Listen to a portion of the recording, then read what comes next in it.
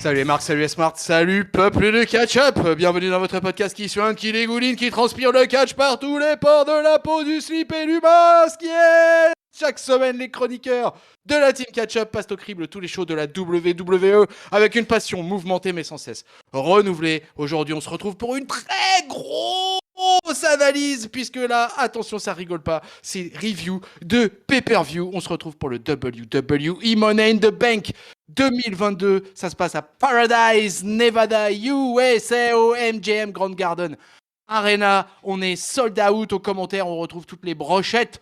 Byron Saxton, Corey Grave, Jimmy Smith, Michael Cole, Pat McAfee. Chers auditrices et auditeurs, vous m'avez peut-être identifié. Je suis votre dinosaure masqué, que dis-je, je suis votre Luchasaurus des podcasts, votre old school tonton catch-up. Et pour m'accompagner, non pas un, non pas deux, mais bien trois chroniqueurs de la team catch-up, nous sommes en fatal four-way pour m'accompagner, pour analyser, encenser ou mettre en PLS ce Money in the Bank 2022. On va commencer en tout bien, tout honneur, par mesdames, et nous allons accueillir tout de suite Roddy Letty.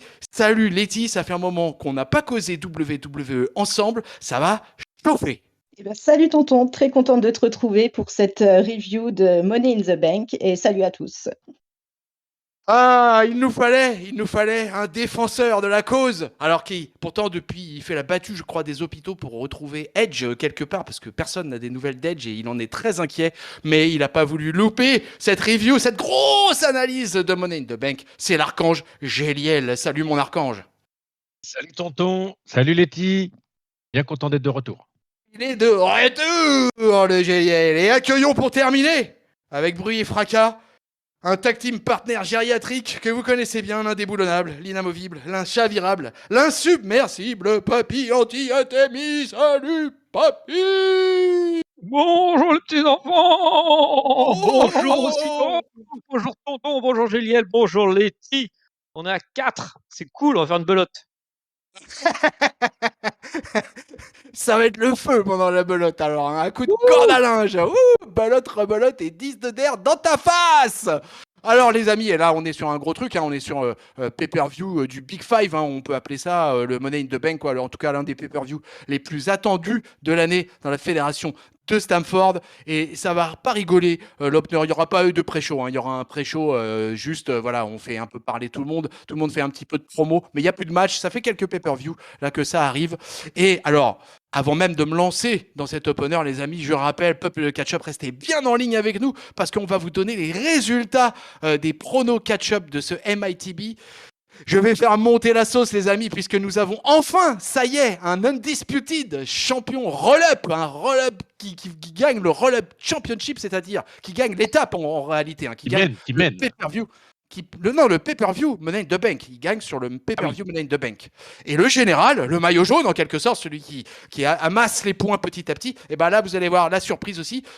C'est-à-dire que nous avons toujours des co-leaders, mais ça a un peu changé. On va en parler, mais ça, faudra rester jusqu'à la fin parce que là, je me lance avec ce Fatal 4-Way de folie des chroniqueurs de la Team Catch-Up et on attaque avec cet opener qui est tout simplement le Money in the Bank ladder match côté féminin. Alors, un gros line-up quand même, hein. Un Liv Morgan, Alexa Bliss, Asuka, Becky Lynch, Lacey Evans, Raquel Rodriguez et Shotzi.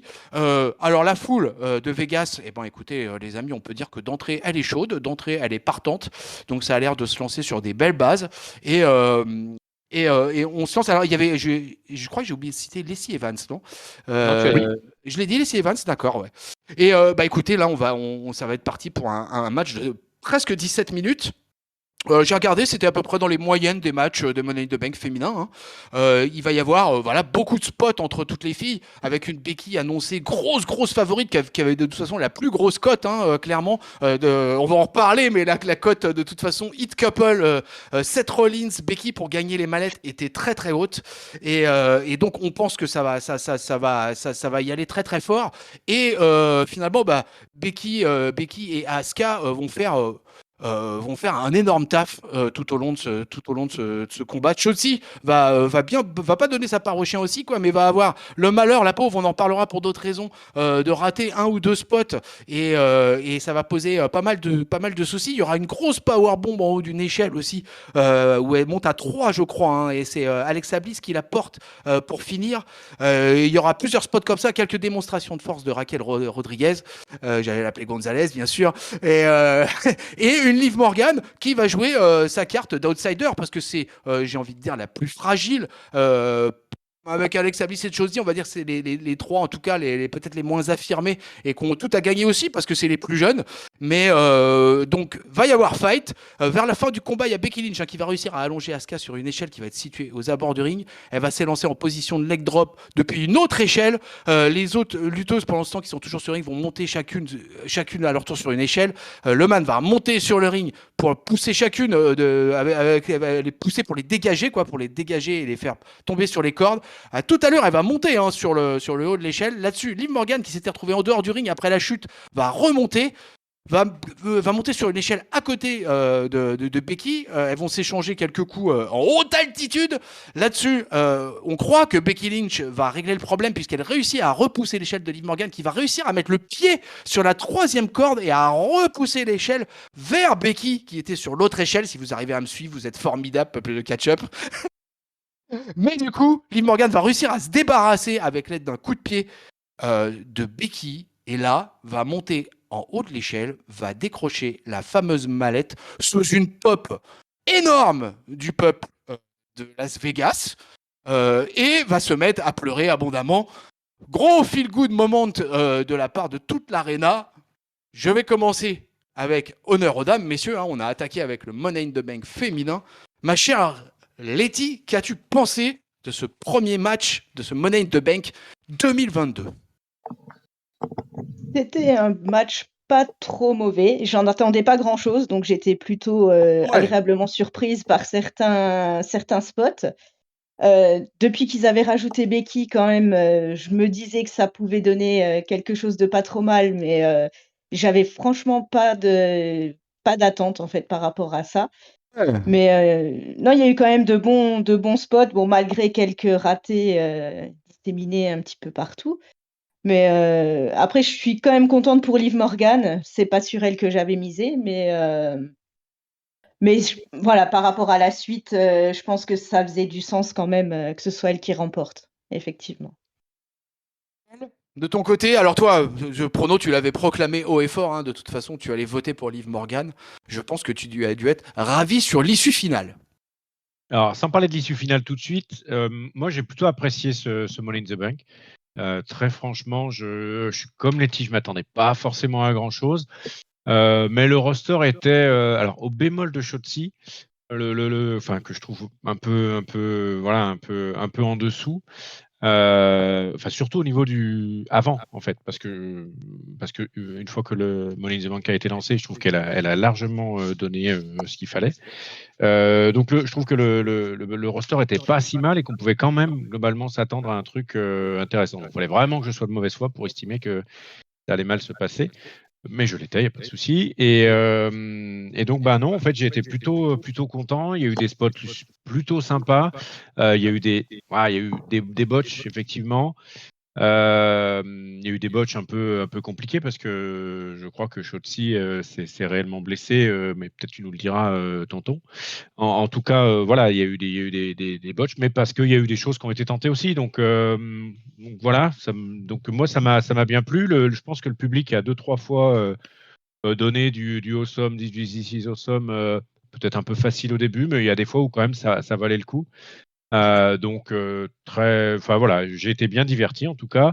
Et puis la victoire finale pour Liv Morgan, je suis très content. Je trouve que ça comment dire, ça conforte ou ça donne raison au boulot qu'elle peut faire, la visibilité qu'elle a, c'est pas complètement volé par rapport aux efforts qu'elle fait, même si je suis d'accord que tout n'est pas réussi.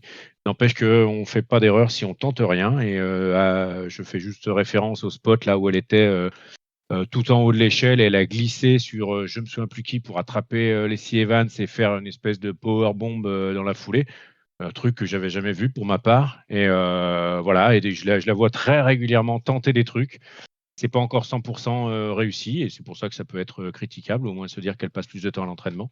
Mais en tout cas, c'est une des rares qui tente des trucs un peu original de temps en temps. Donc pour ça, pour le travail qu'elle fait, je suis content pour elle. Voilà.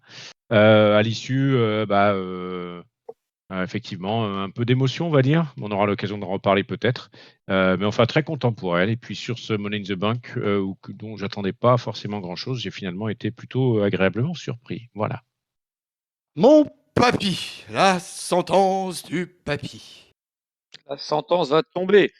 En fait, un peu comme Géliel et Letty, finalement. Moi, j'étais pas super emballé par le line-up, parce qu'à l'exception de Asuka et Becky, je trouvais le reste assez faiblard. Euh, et finalement, le match à la fois m'a donné un peu raison, mais à la fois m'a donné un peu tort, puisque moi, j'ai trouvé le match plutôt plaisant dans l'ensemble, avec des belles histoires à raconter, pas mal de rebondissements. Même si, pour le coup, en voyant les filles une à une entrer dans le ring et en voyant Liv Morgan chialer dès son entrée dans le ring, je me suis dit, ah, c'est qu'il va se passer un truc de bon pour elle. Après, je l'avais dit que dans mes pronos, quand j'avais fait le petit SmackDown tout seul, Liv était pour moi une des favorites parce que c'était une des seules personnes finalement dans les sets qui étaient en phase ascendante au niveau du push. Et donc j'étais pas totalement étonné. Je trouve pas ça non plus totalement inconcevable que ce soit elle qui gagne. Mais bon, alors pu éviter de chialer avant, quoi. Ça m'aurait laissé un peu plus de suspense. Pour le reste, pas mal de botches, on en a parlé. Effectivement, c'est parce qu'elles tentent qu'elles font des botches. Néanmoins, quand on verra l'équivalent masculin un peu plus tard, on se rendra compte que ils ont fait des spots relativement similaires, mais là que c'était nickel, quoi. Donc on sent qu'il y a quand même un déficit de qualité de base chez les filles. J'étais plutôt étonné de la qualité de Lacey Evans, que pourtant je bâche souvent. Moi, j'ai trouvé qu'elle a plutôt assuré dans les cordes et que au moment où un Ouais. peu tout le monde loupait des trucs, elle c'était finalement une des plus sûres. Par contre, je me suis aussi rendu compte que son push marchait pas du tout vu qu'elle s'est fait pourrir à chaque fois qu'elle approchait une échelle par le public. Donc là, le coup de la Marine américaine ne marche pas très bien avec le public de Las Vegas.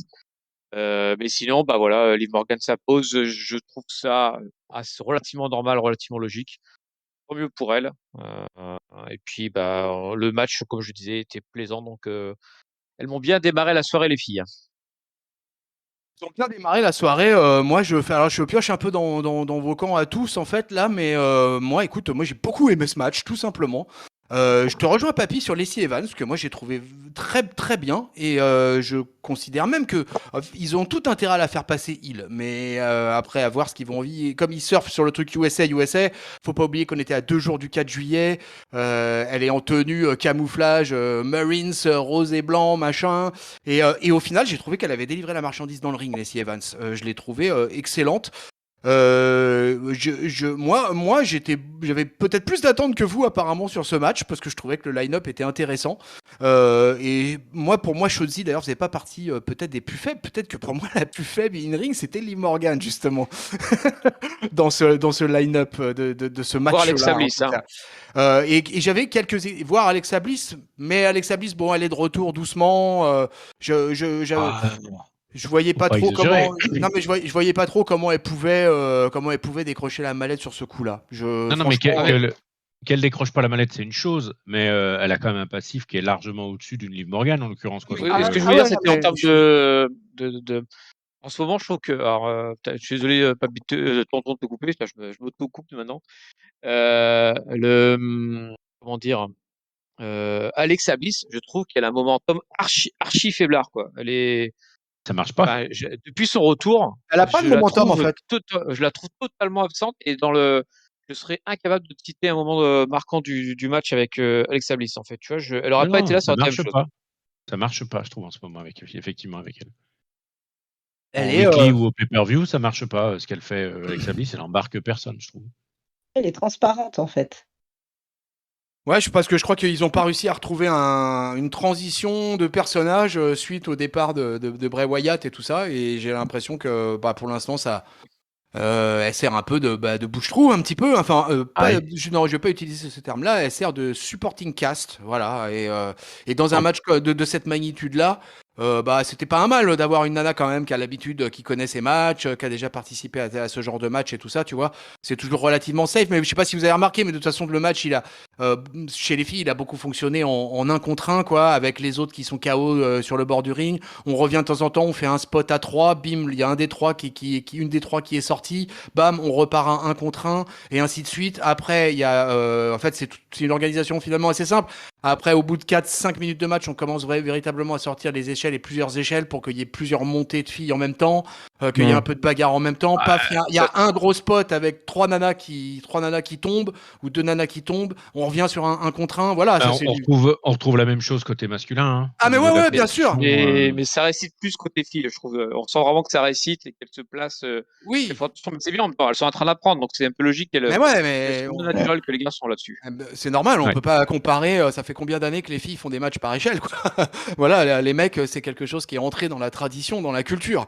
Mm. Chez les filles, on y est vraiment depuis 2017-2018, quoi. 2017, je crois. Donc c'est quand même encore tout neuf, quoi. Et au final, bah moi, je fais partie de ceux qui ont trouvé le match super potable. On a parlé de la prise de risque des filles. Voilà, Shotzi, elle a pas de peau. Voilà, pour moi, elle a pas de chance, cette fille-là. Et en plus, moi, c'est une fille que j'aime plutôt bien, quoi. Moi, je trouve qu'il y a un vrai personnage et tout derrière. C'est un peu just in ring. Et bah voilà, c'est à elle qui est arrivé en plus un peu les mauvais spots, on va dire, au cours du match. Mais bon, c'est pas bien grave. Ma grosse surprise, moi, ça a été vraiment que Liv Morgan gagne. Parce que vraiment, pour moi, vraiment, Becky allait gagner, quoi. J'avais envisagé tout un tas de scénarios pour Big Time Becky. Donc, j'ai été pressé de voir ça. Pour moi, Liv Morgan est vachement green. Je m'en suis pas mal expliqué dans le Discord un peu ce soir là, mais ça serait un peu long à expliquer, puis on va en reparler un peu après, donc je vais pas rester sur Liv Morgan indéfiniment. Je vous propose qu'on passe au match suivant. En tout cas, le résultat des courses, c'est que Liv Morgan est bien la détentrice de la mallette Money in the Bank 2022. On a notre première détentrice. On enchaîne derrière, on a le United States title match entre Bobby Lashley et Theory, un Theory qui a grave le vent en poupe en ce moment, qui a donc le titre US autour des hanches, qui est chaud patate, qui, je pense, est à peu près à tout pour réussir. Et il y arrive fort bien, ma foi. Et là, les deux mecs qui nous avaient fait un concours de bodybuilding, je vous avais écouté d'ailleurs le podcast, je crois que c'était, je sais plus si c'était avec Giscal et le patron, il me semble, et j'avais trouvé assez drôle comment ils avaient relaté cette séance de bodybuilding entre Theory et Bobby Lashley. Mais là, ça rigole pas. Là, on est dans le catch, on est dans le wrestling. Et les mecs, ils vont s'envoyer, mais grave, quoi. Et pourtant, ça va. Enfin, encore voilà un match que j'aurais pris 5 minutes de plus sans problème. Un match qui a duré que 11 minutes, mais moi qui m'a paru mais d'une intensité que je me suis dit, j'en revenais même pas en fait que ça dure 11 minutes, ça m'avait paru même plus court tellement j'avais l'impression qu'il s'en était mis grave. Et là, on a quand même un mec de 24 ans face à un mec de 44 ans qui sont tous les deux dans des cabarets, waouh, des Golgoth, quoi, comme on aime à la WWE, dans le cadre du United States Championship. Donc c'était vraiment un match où les mecs ont envoyé à peu près tout ce qu'ils avaient. Et je vous avoue que moi, plus le match avançait, plus je me disais, mais Theory, là, il est en train de marquer son territoire, mais un truc de fou. Et moi, je l'avais donné vainqueur, perso. Et sur la toute fin de match, quand il claque son spear et qu'il va mettre Bobby Lashley sur ses épaules, là, franchement, je me dis, c'est fini, ça y est, c'est terminé. Mais le Bobby, c'est un monstre de puissance, de force, de tout ce que vous voulez. Et il va réussir à renverser le Austin Theory et le coller en Hurtlock. Le champion va taper. On a un new champion US, Bobby Lashley, le point levé. Et là, acknowledge him, hein, parce que le Bobby Lashley, il n'aura pas eu de chance sur son début d'année 2022 avec cette blessure juste avant Elimination Chamber, ce qui lui a fait perdre du terrain, je pense, au cours de ce premier semestre 2022. Mais il s'est relancé gravement, il est sans MVP et il est over as fuck. Des Bobby dans les travées, mais un truc de fou. Il a eu une pop lui aussi stratosphérique. Donc bravo Bobby, notre nouveau champion US WWE. Papy, est-ce que ce Lashley Theory t'a satisfait? Plutôt. Bah, on est avec une des rivalités qui marche bien en ce moment côté Raw. Deux personnages qu'ils ont vachement bien réussi à monter, que tu as bien décrit. De toute façon, Lashley, depuis qu'il est passé face, il est over, mais plus que ce n'est permis. La plus grande de Euh, sa carrière à la WWE, je pense qu'il a jamais été aussi over à la je suis WWE. d'accord, je suis d'accord. Il a même à son retour là, il était pas aussi over qu'il est maintenant, quoi. Là, le public s'est vraiment pris d'affection sur le Almighty et finalement son face turn était devenu parce il a fait un face turn ultra naturel, hein. Il était heel et il commençait à être acclamé par le public. Donc Ouais, ouais. c'est la conquête. Il a fait son gros travail depuis maintenant 18 mois peut-être, commence vraiment à payer. Donc certes, il est sans MVP maintenant, mais ça sera quand même MVP qui aura permis de le relancer comme pas mal. Et là, il cartonne et aussi une théorie tout court maintenant. Euh, Lui, c'est l'effet inverse, mais dans le bon sens du terme. C'est-à-dire que c'est le heel qui se fait détester du public et qui marche à fond, qui finit par taunter Lashley en lui piquant son spear et qui, erreur de jeunesse, se fait prendre leur cloque et doit abandonner. Enfin, l'histoire, elle est parfaite. Et avec deux gars qui sont actuellement très bien traités côté Raw. En plus, finalement, la ceinture US, c'est un peu la seule ceinture qui vaille côté Raw en ce moment, vu qu'ils ont perdu toutes les autres ceintures quasiment. Donc du coup, du moins côté masculin. Voir cette ceinture qui est disputée entre ces deux gars, ça me fait bien, bien, bien plaisir. Letty, satisfaite aussi de la victoire de Lashley ou t'étais plutôt lancé sur garder Theory champion US? J'étais plutôt sur théorie, mais le match a été franchement très, très, très, très bien. Pareil, j'ai pas vu les minutes passer. Quand ça a été terminé, je me suis dit: «Déjà, c'est pas possible» et non, je pense que Bobby va faire un très, très bon champion et après j'ai pas encore vu Raw, donc je sais pas ce qui se passe, mais je pense qu'il y a moyen dans les prochaines semaines, peut-être SummerSlam, je sais pas, ça m'a donné envie de voir une revanche en tout cas. Si c'est un match de la même qualité, je signe sans hésiter. Ouais, pourquoi pas, ouais, avec un petit peu plus de temps encore, ce serait pourquoi pas, ouais. L'Archange, toi, t'en as pensé quoi de ce championnat US là? Moi, je suis pas content. Voilà. Ah, Bah, oula, pas content, pas content. je suis pas content par le traitement qui est donné à Théorie. Alors tout est fait, il y a pas de souci, hein. Mais je me retrouve un peu dans le Roman Reigns face qui était ultra push, ultra push, ultra push. Et alors qu'il n'y avait pas forcément nécessité dans un sens, et je trouve qu'il n'y a pas forcément non plus nécessité dans l'autre. Alors je sais bien que ça fait partie du personnage, de la construction du personnage, etc., etc. Mais too much pour moi, ce qui fait que j'ai du mal à apprécier le catch de Théorie, qui est, il n'y a rien à dire, hein, serait très très efficace, mais j'ai du mal à apprécier. Du coup, j'étais quand même très content que Bobby Lashley gagne. Et puis et voilà. Donc du coup, j'ai du mal à rentrer dans ces matchs et dans les gimmicks parce que je me sens un peu forcé de le détester. Et du coup, voilà, je sens trop cet élément-là. Du coup, j'ai du mal à rentrer. Le match en lui-même, techniquement, et puis au niveau catch qui était pas mauvais, rien à dire. Mais tant que j'arrive pas à me défaire de ce sentiment-là et de ce ressenti-là, j'ai du mal à apprécier ce qui se passe autour de Théorie. Donc voilà, content pour Lashley. Match sympa, mais je n'apprécie pas pour le moment de le voir in-ring dans ce rôle-là et dans cet alignement-là, parce que je sens qu'on me force la main et je n'apprécie pas particulièrement. Voilà. Alors, c'est bien, c'est bien, c'est bien. Il y a un peu des différences d'opinion de partout là. Alors moi, c'était assez particulier parce que j'étais partagé par deux trucs. C'est que j'avais pronostiqué la victoire de Théorie en me disant vraiment non mais ça serait vachement bien que le jeune il garde le titre et tout ça, qu'il taunte à mort. Et j'avais presque hésité à mettre Lashley dans les pronostics, mais le mettre vainqueur, mais genre sur une DQ, voilà, ou un no contest ou quelque chose comme ça. Et je m'attendais vraiment pas à voir Bobby gagner le titre. Et je trouvais que faire perdre Théorie dès maintenant le titre US, je trouvais que ça n'avait pas de sens sur l'instant. Et en fait, j'étais partagé parce que d'un autre côté, j'étais vachement content pour Bobby Lashley. Je trouvais ça super mérité. Je le trouve énormissime hein, cette année là. Vraiment, moi, il m'a épaté tout au long de l'année. S'il n'avait pas été blessé, hein, C'est dommage, hein. À mon avis, il aura perdu 3-4 mois là dans cette affaire. Mais vraiment, je le trouve énormissime. Donc d'un autre côté, je me dis bon ben allez, allons-y quoi. Allons-y pour Bobby champion US et puis c'est parti. Mais vraiment, j'avais un espèce de sentiment étrange avec Théorie. Je me disais mais c'est pas possible, ils abandonnent le projet théorie comme ça, là, paf, sur une simple perte de titre US parce que Bobby Lashley est tellement dans la hype. Et c'était ma seule explication à ce moment-là du pay-per-view. Je me disais, ouais, c'est ça. Bah, en fait, ils doivent considérer, les officiels, que Bobby Lashley est tellement dans la hype qu'il faut absolument qu'il ait une ceinture actuellement. Et je crois que Papy, tu l'as dit justement tout à l'heure, c'est quelque part le seul titre individuel masculin à Raw actuellement. Donc, c'est finalement le vrai main eventer de Monday Night Raw à l'heure actuelle, c'est peut-être tout simplement Bobby Lashley.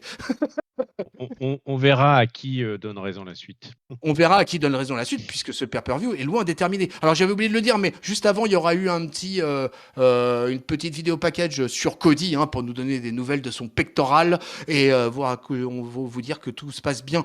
Il se soigne. En coulisses, on aura aussi, avant le match suivant, Liv Morgan, qui en toute humilité et en toute larmes, à chaudes larmes, nous explique que voilà, malgré le fait de pouvoir cash in dans l'année contre qui elle veut, où elle veut, elle compte seulement faire la fête ce soir, quoi. Et oh my gosh, c'est ce que j'ai toujours voulu. Voilà, c'est ce qu'elle nous dit. Liv. Et là, du coup, on passe aux femmes, puisque derrière, c'est le Raw Women's Championship. Carmella affronte Bianca Belair avec tout simplement son mari, à Carmella, qui est aux commentaires. Ça doit quand même être assez particulier, les amis, ça. Et, on va avoir un match, on va pas se mentir, qui va durer 7 minutes. Carmella va faire des coups de heal quand même, va quand même essayer un peu de se défendre, va réussir à placer sa spécialité, en l'occurrence quelques super kicks, qu'elle réussit pas trop mal. Elle va beaucoup hurler, elle va beaucoup geindre, mais il y a le bulldozer Bianca qui est là, et Bianca elle déroule son catch et elle démolit tout sur son passage finalement, que ça soit une low cardeuse, une mid cardeuse ou une main eventeuse. Bianca c'est même pas peur, et donc elle va déboîter Carmella, qui après, pour le fun quand même, à la fin du match, après s'être pris le KOD réglementaire, il me semble bien, parce que Carmella, ouais c'est ça, ouais, elle va leur mettre des claques en fait à Bianca au bout d'un moment vers la fin, et voilà, la Bianca, elle va décider que là, ça y est, c'est fini. Elle applique le KOD à son adversaire pour le compte de 3. La championne reste championne. Carmella va refaire une petite attaque, parce que quand même, elle est heal et que quand même, elle est frustrée et que quand même, voilà, j'ai perdu, quoi. Donc, elle va juste remonter sur le ring et ça va se terminer ainsi. Bianca reste championne de Monday Night Raw. Je pense que là, dans la team du Fatal 4-Way, il n'y avait pas vraiment de surprise particulière, Géliel. Non, aucune surprise. Et puis, quel plaisir de voir dérouler Bianca sur l'espèce de pénible Carmella. Elle lui a tout fait, en fait. Et c'était vraiment, vraiment grosse démonstration de force de Bianca. Enfin, moi, j'en attendais pas vraiment autre chose parce qu'il y a quand même 2-3 classes d'écart entre les deux. Ça s'est vu in-ring, ça s'est vu dans le momentum, ça s'est vu dans la pop, ça s'est vu partout. Ouais, moi j'ai beaucoup aimé. Je trouve que Bianca était dans une grosse forme. Et donc voilà, ça a bien déroulé. On n'était pas loin du squash. C'était un long squash en fait, pour moi. Et du coup, j'ai vraiment apprécié parce que je ne supporte pas Carmella. Et puis voir la forme dans laquelle était Bianca, c'était vraiment super agréable. Donc très content pour Bianca. Ça la repositionne sur d'autres choses certainement très sympas également. Et puis, on a un push pareil, enfin un squash pareil dans un pay-per-view, c'est toujours très intéressant pour la suite. Voilà. Papy, no surprise pour toi non plus? Non, pas de surprise non plus. La seule surprise, finalement, ça peut, même si finalement je m'y attendais un peu, c'est que c'était la bonne qualité du match finalement, avec, comme vous l'avez dit, une Bianca qui a totalement déroulé et puis montré ce qu'elle sait faire. Donc voilà, une fille qui maintenant, tu lui files une locardeuse alors une locardeuse, je suis un peu méchant avec Carmella, mais bon, on va dire une faible mid-cardeuse et elle arrive quand même à sortir un bon match en pay-per-view, donc ça prouve sa progression. À côté, Carmella, on va aussi quand même saluer un peu son travail parce que même si elle passe beaucoup de temps en low card le reste du temps de l'année, souvent quand on lui file une main eventeuse, elle sait au moins comment dire, délivrer la marchandise et monter un poil son niveau pour pas paraître totalement perdu. Donc voilà, donc le match était plutôt plaisant, contrairement à ce que l'affiche pouvait laisser penser. Et puis enfin le beatdown post-match, je pense, de Carmela sur Belair était un travail psychologique sur le téléspectateur et le spectateur dans la salle, mais je n'en dirai pas plus. Letty, toi, de ton côté, la conservation de Bianca n'a pas été une surprise pour toi non plus, je crois. Non, pas non plus, mais je suis assez d'accord avec tout ce qui a été dit. En fait, Bianca, elle a montré qu'elle est là, qu'elle gère et que c'est la championne, quoi. Et Carmela, elle a bien fait son job de mid-cardeuse, voilà, qui se fait légèrement écrabouiller, on va dire. Et là, la petite attaque après match, bon, voilà, elle nous montre qu'elle est heal et que voilà, on a retenu un petit peu notre souffle en se disant ah, peut-être que, et en fait rien. Et voilà, c'était bon match malgré ce que je pensais, mais bon, pas un match non plus qui va rester longtemps dans les mémoires, hein, je pense. Oh ouais, je suis bien d'accord avec toi. C'est un match de transition en fait pour Bianca. Voilà. Alors Bianca Belair, elle irradie de charisme, de puissance. C'est la star féminine pour moi à l'heure actuelle à WWE, quoi. Elle est partout, elle est à l'affiche partout. Et franchement, ce qu'elle présente dans le ring, c'est parfait. Moi, j'ai trouvé que pour le coup, Carmela, moi, j'en suis pas fan, mais j'ai trouvé qu'elle avait fait le job. La heel mid-cardeuse avec le support qui joue un peu avec le fait de Corey Graves et tout ça. Il y a eu quelques côtés un peu marrants et tout. Du coup, pour moi, c'est passé. Effectivement, c'est un match totalement oubliable qu'on aura oublié après la review. Mais c'est Bianca Belair surtout qui continue son chemin. Et son chemin, il est pavé d'or, hein. Je crois que cette fille, à l'âge qu'elle a en plus, là, on l'a pour quelques années. Et moi, ce que j'aime bien en fait dans ce qui s'est passé jusqu'à présent dans ce pay-per-view, c'est qu'avec Liv Morgan qui gagne le Money in the Bank à ce moment-là, Bianca Belair qui conserve, etc. On est vraiment dans la jeune génération des filles là qui commence à prendre le pouvoir. Et on est un peu en train de sortir doucement de la phase for Horsewoman, pardon. Euh, qui ont vraiment dominé le catch féminin entre 2015 et 2021, on va dire, plus ou moins. 2020, ou en tout cas, il y a eu au moins 5 années de domination quand même assez totale et brutale de la part des 4 filles, des 4 horsewomen. Et du coup, petit à petit, là, on est en train d'en sortir. Il y a une nouvelle génération qui arrive. Et ça, je trouve ça vraiment intéressant. Et puis Bianca Belair, pour moi, c'est tout simplement peut-être de ce que j'ai vu depuis 2000, là, depuis les 22 dernières années dans ce 21e siècle. Je me demande si c'est pas la plus grande de toutes, là. Toute fédération confondue. Là, en ce moment, Bianca Belair, je la trouve à un niveau, là. Mais je sais pas ce que vous en pensez, mais nonobstant le match de Money in the Bank, là, de manière générale, si vous voulez dire un mot sur Bianca, c'est le moment. De toute façon, moi, je l'ai toujours dit que c'était ma chouchoute depuis un an, là. Donc, elle confirme tout ce que je pensais d'elle. Petite précision à propos des générations. Et c'est peut-être aussi ça qui facilite la montée en puissance de Bianca. C'est que Bianca, mine de rien, elle a déjà 33 ans, donc elle est plus vieille que Sasha Banks. Et elle a l'âge de Bayley. Elle a 50 plus que Liv Morgan, par exemple, dont tu parlais. Et on sent quand même qu'elle a cette maturité. Et c'est peut-être ça aussi qui lui a permis d'exploser de manière un peu soudaine pour nous. Mais en fait, elle avait quelques années de plus que d'autres filles qui sont apparues en tant qu'elle au haut niveau. Et en tout cas, c'est vraiment devenu une patronne là. C'est la grosse réussite côté féminin de la WWE depuis, je sais même pas, c'est pas depuis 5 ans quoi. Depuis le moment où tu as commencé, le moment où tu as commencé à regarder le catch, et maintenant, de toutes les filles que tu as pu voir évoluer, là, quand tu vois une Bianca Belair, ça t'inspire quoi? Letty? Oui, j'avais un petit problème de micro. Ah, Désolée. c'est pas grave, t'inquiète. Je suis un Non, habitué. Bianca, non, enfin moi j'aime bien Bianca et je pense qu'elle est partie pour durer. Et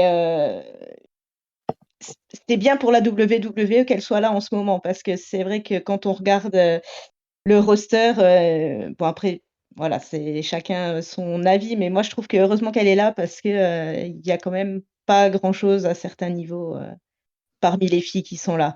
Elles Ah, demandent à mûrir un petit peu, on va dire. Voilà, elles sont encore un petit peu jeunes dans le ring, je trouve. À SmackDown, je suis d'accord que le roster féminin est léger. À Raw, moi, je Raw trouve un peu que. moins.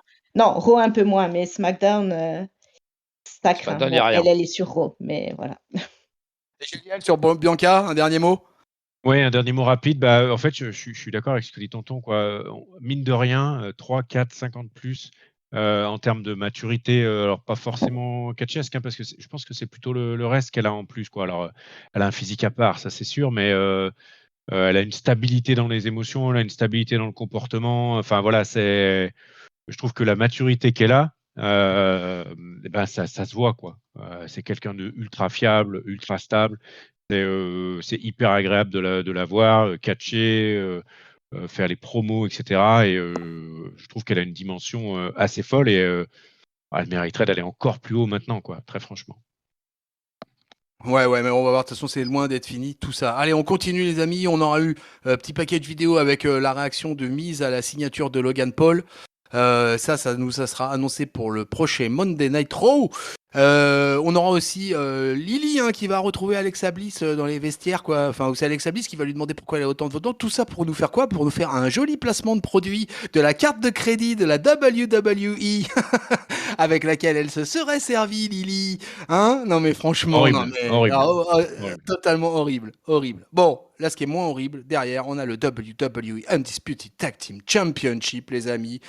Le 1465e match entre les Usos et les Street Profits, mais ça rigole pas parce que là, il y a les ceintures unifiées, puisque les Usos sont détenteurs des ceintures de Raw et de SmackDown, la Bloodline en force. Et là, on va avoir... Alors, ces quatre-là, ils se connaissent par cœur, c'est une évidence. Je pense qu'on n'apprendra rien aux gens qui nous écoutent en ce moment. Tout le monde connaît la dynamique qui existe dans ces matchs. Il y a quelques petits détails qui ont changé, moi j'ai trouvé, mais on en parlera certainement. En particulier du côté des Street Profits, puisque pour moi les Usos ont un catch tellement établi et tellement, voilà, c'est tellement incroyable. Mais je m'attendais pas du tout à ce qu'elle allait suivre. C'est-à-dire que je m'attendais à un match de 10-12 minutes et un truc un peu pas bâclé, mais je m'attendais pas à quelque chose comme ça parce que là on va avoir un match de 23 minutes, quoi, placé en plein milieu de pay-per-view et un truc qui t'en met mais plein la gueule, peu de catch-up, quoi. On va avoir du spot à gogo dans tous les sens. Les mecs vont s'envoyer comme jamais. Sur la fin, les Street Profits, ils vont réussir à coller leur netbreaker là à deux là sur Jay pour le couvrir, mais il va résister. Derrière, Dawkins et Jay, ils vont s'enchaîner les coups. Jay aussi, Jay depuis 2 ans, quoi. Il y aurait tellement de choses à dire sur Jay Uso, quoi. Qui pour moi est vraiment le plus fort des deux frères. Dawkins, il va tenter de vouloir faire une autre prise à deux, mais c'est Jimmy qui va intervenir et qui va les repousser. Les Usos vont réussir à placer leur double super kick sur Ford et Jimmy va le couvrir. Il résiste. Jay, il reprend le tag pour se préparer une autre prise, mais Ford va repousser les Usos en bas du ring. Montez Ford va se lancer en Swanton. Alors, je sais plus c'était à quel moment, c'était en milieu de match où il réussit à nous sortir un de ses frog splash de l'espace. Il va pouvoir en replacer un après un tag de Dawkins où il va placer le Spinebuster à Jay. Ford, derrière, va justement enchaîner avec son frog splash pour le couvrir. Jimmy va briser le compte in extremis, quoi. Alors à ce moment-là, on est déjà à 21, 22 minutes. C'est un truc de dingue. Il y a eu déjà au moins une douzaine de near fall. Les deux équipes vont se relever et vont commencer à se battre comme un brawl de début de match à 4, alors qu'on est à 22 minutes de match et les mecs se mettent presque à la Japan style, quoi. C'était assez incroyable, quoi. Les Usos vont prendre le dessus, vont réussir à coller un double super kick sur Ford. Ils vont faire leur 3D, oh là, pour le compte de 3.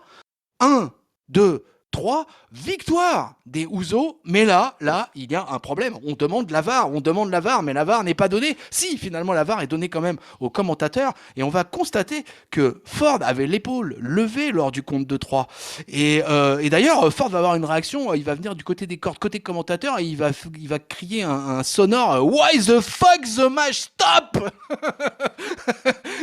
qui d'ailleurs a été édité le lendemain. Ça m'a bien fait rigoler, quoi, dans l'émission dans le truc des highlights YouTube là. C'était édité ça. Et un Montez Ford, mais vraiment pas content, quoi. Et donc bien sûr les amis, ça laisse la porte grande ouverte pour un 1466e match. C'est loin d'être terminé. On reverra le replay et on verra bien que effectivement l'épaule est complètement même levée de Montez Ford. On a même du mal à croire que l'arbitre en fait ait pas vu à ce point-là, quoi. Mais je sais pas, vous allez me dire ce que vous en avez pensé. En tout cas, 23 minutes de match pour le tag team Unified, c'était quelque chose, Madame Letty. Oui, c'était un super match, autant que je m'attendais vraiment pas non plus à ce que ce soit aussi long. D'autant plus que, voilà, comme tu l'as dit, c'était voilà, le 1400, je ne sais pas combienième match entre ces deux équipes. Mais ils ont plus qu'assuré. C'était spot sur spot. On était à chaque fois submergés. En fait, il va gagner, non, il va pas gagner, il va se lever, non, on ne sait pas. Et franchement, j'étais captivée, j'étais devant ma télé, je bougeais plus. Et cette fin, justement, ça amène un autre match, mais surtout, enfin, moi, j'ai vu que les Street Profits, enfin, j'ai l'impression que leur attitude, elle change, en fait. Ils deviennent un peu plus hargneux, un peu plus, enfin, moins dans la rigolade qu'il y a quelque temps, et j'aime bien cette attitude. Je trouve qu'ils montrent quelque chose de plus. Et je crois qu'il commence en plus à être particulièrement saoulé par le règne de la Bloodline C'est ça, et ça commence à à se voir. générer chez eux de la frustration et Mmh, ça se sent de plus en plus, quoi. c'est Bon, ça.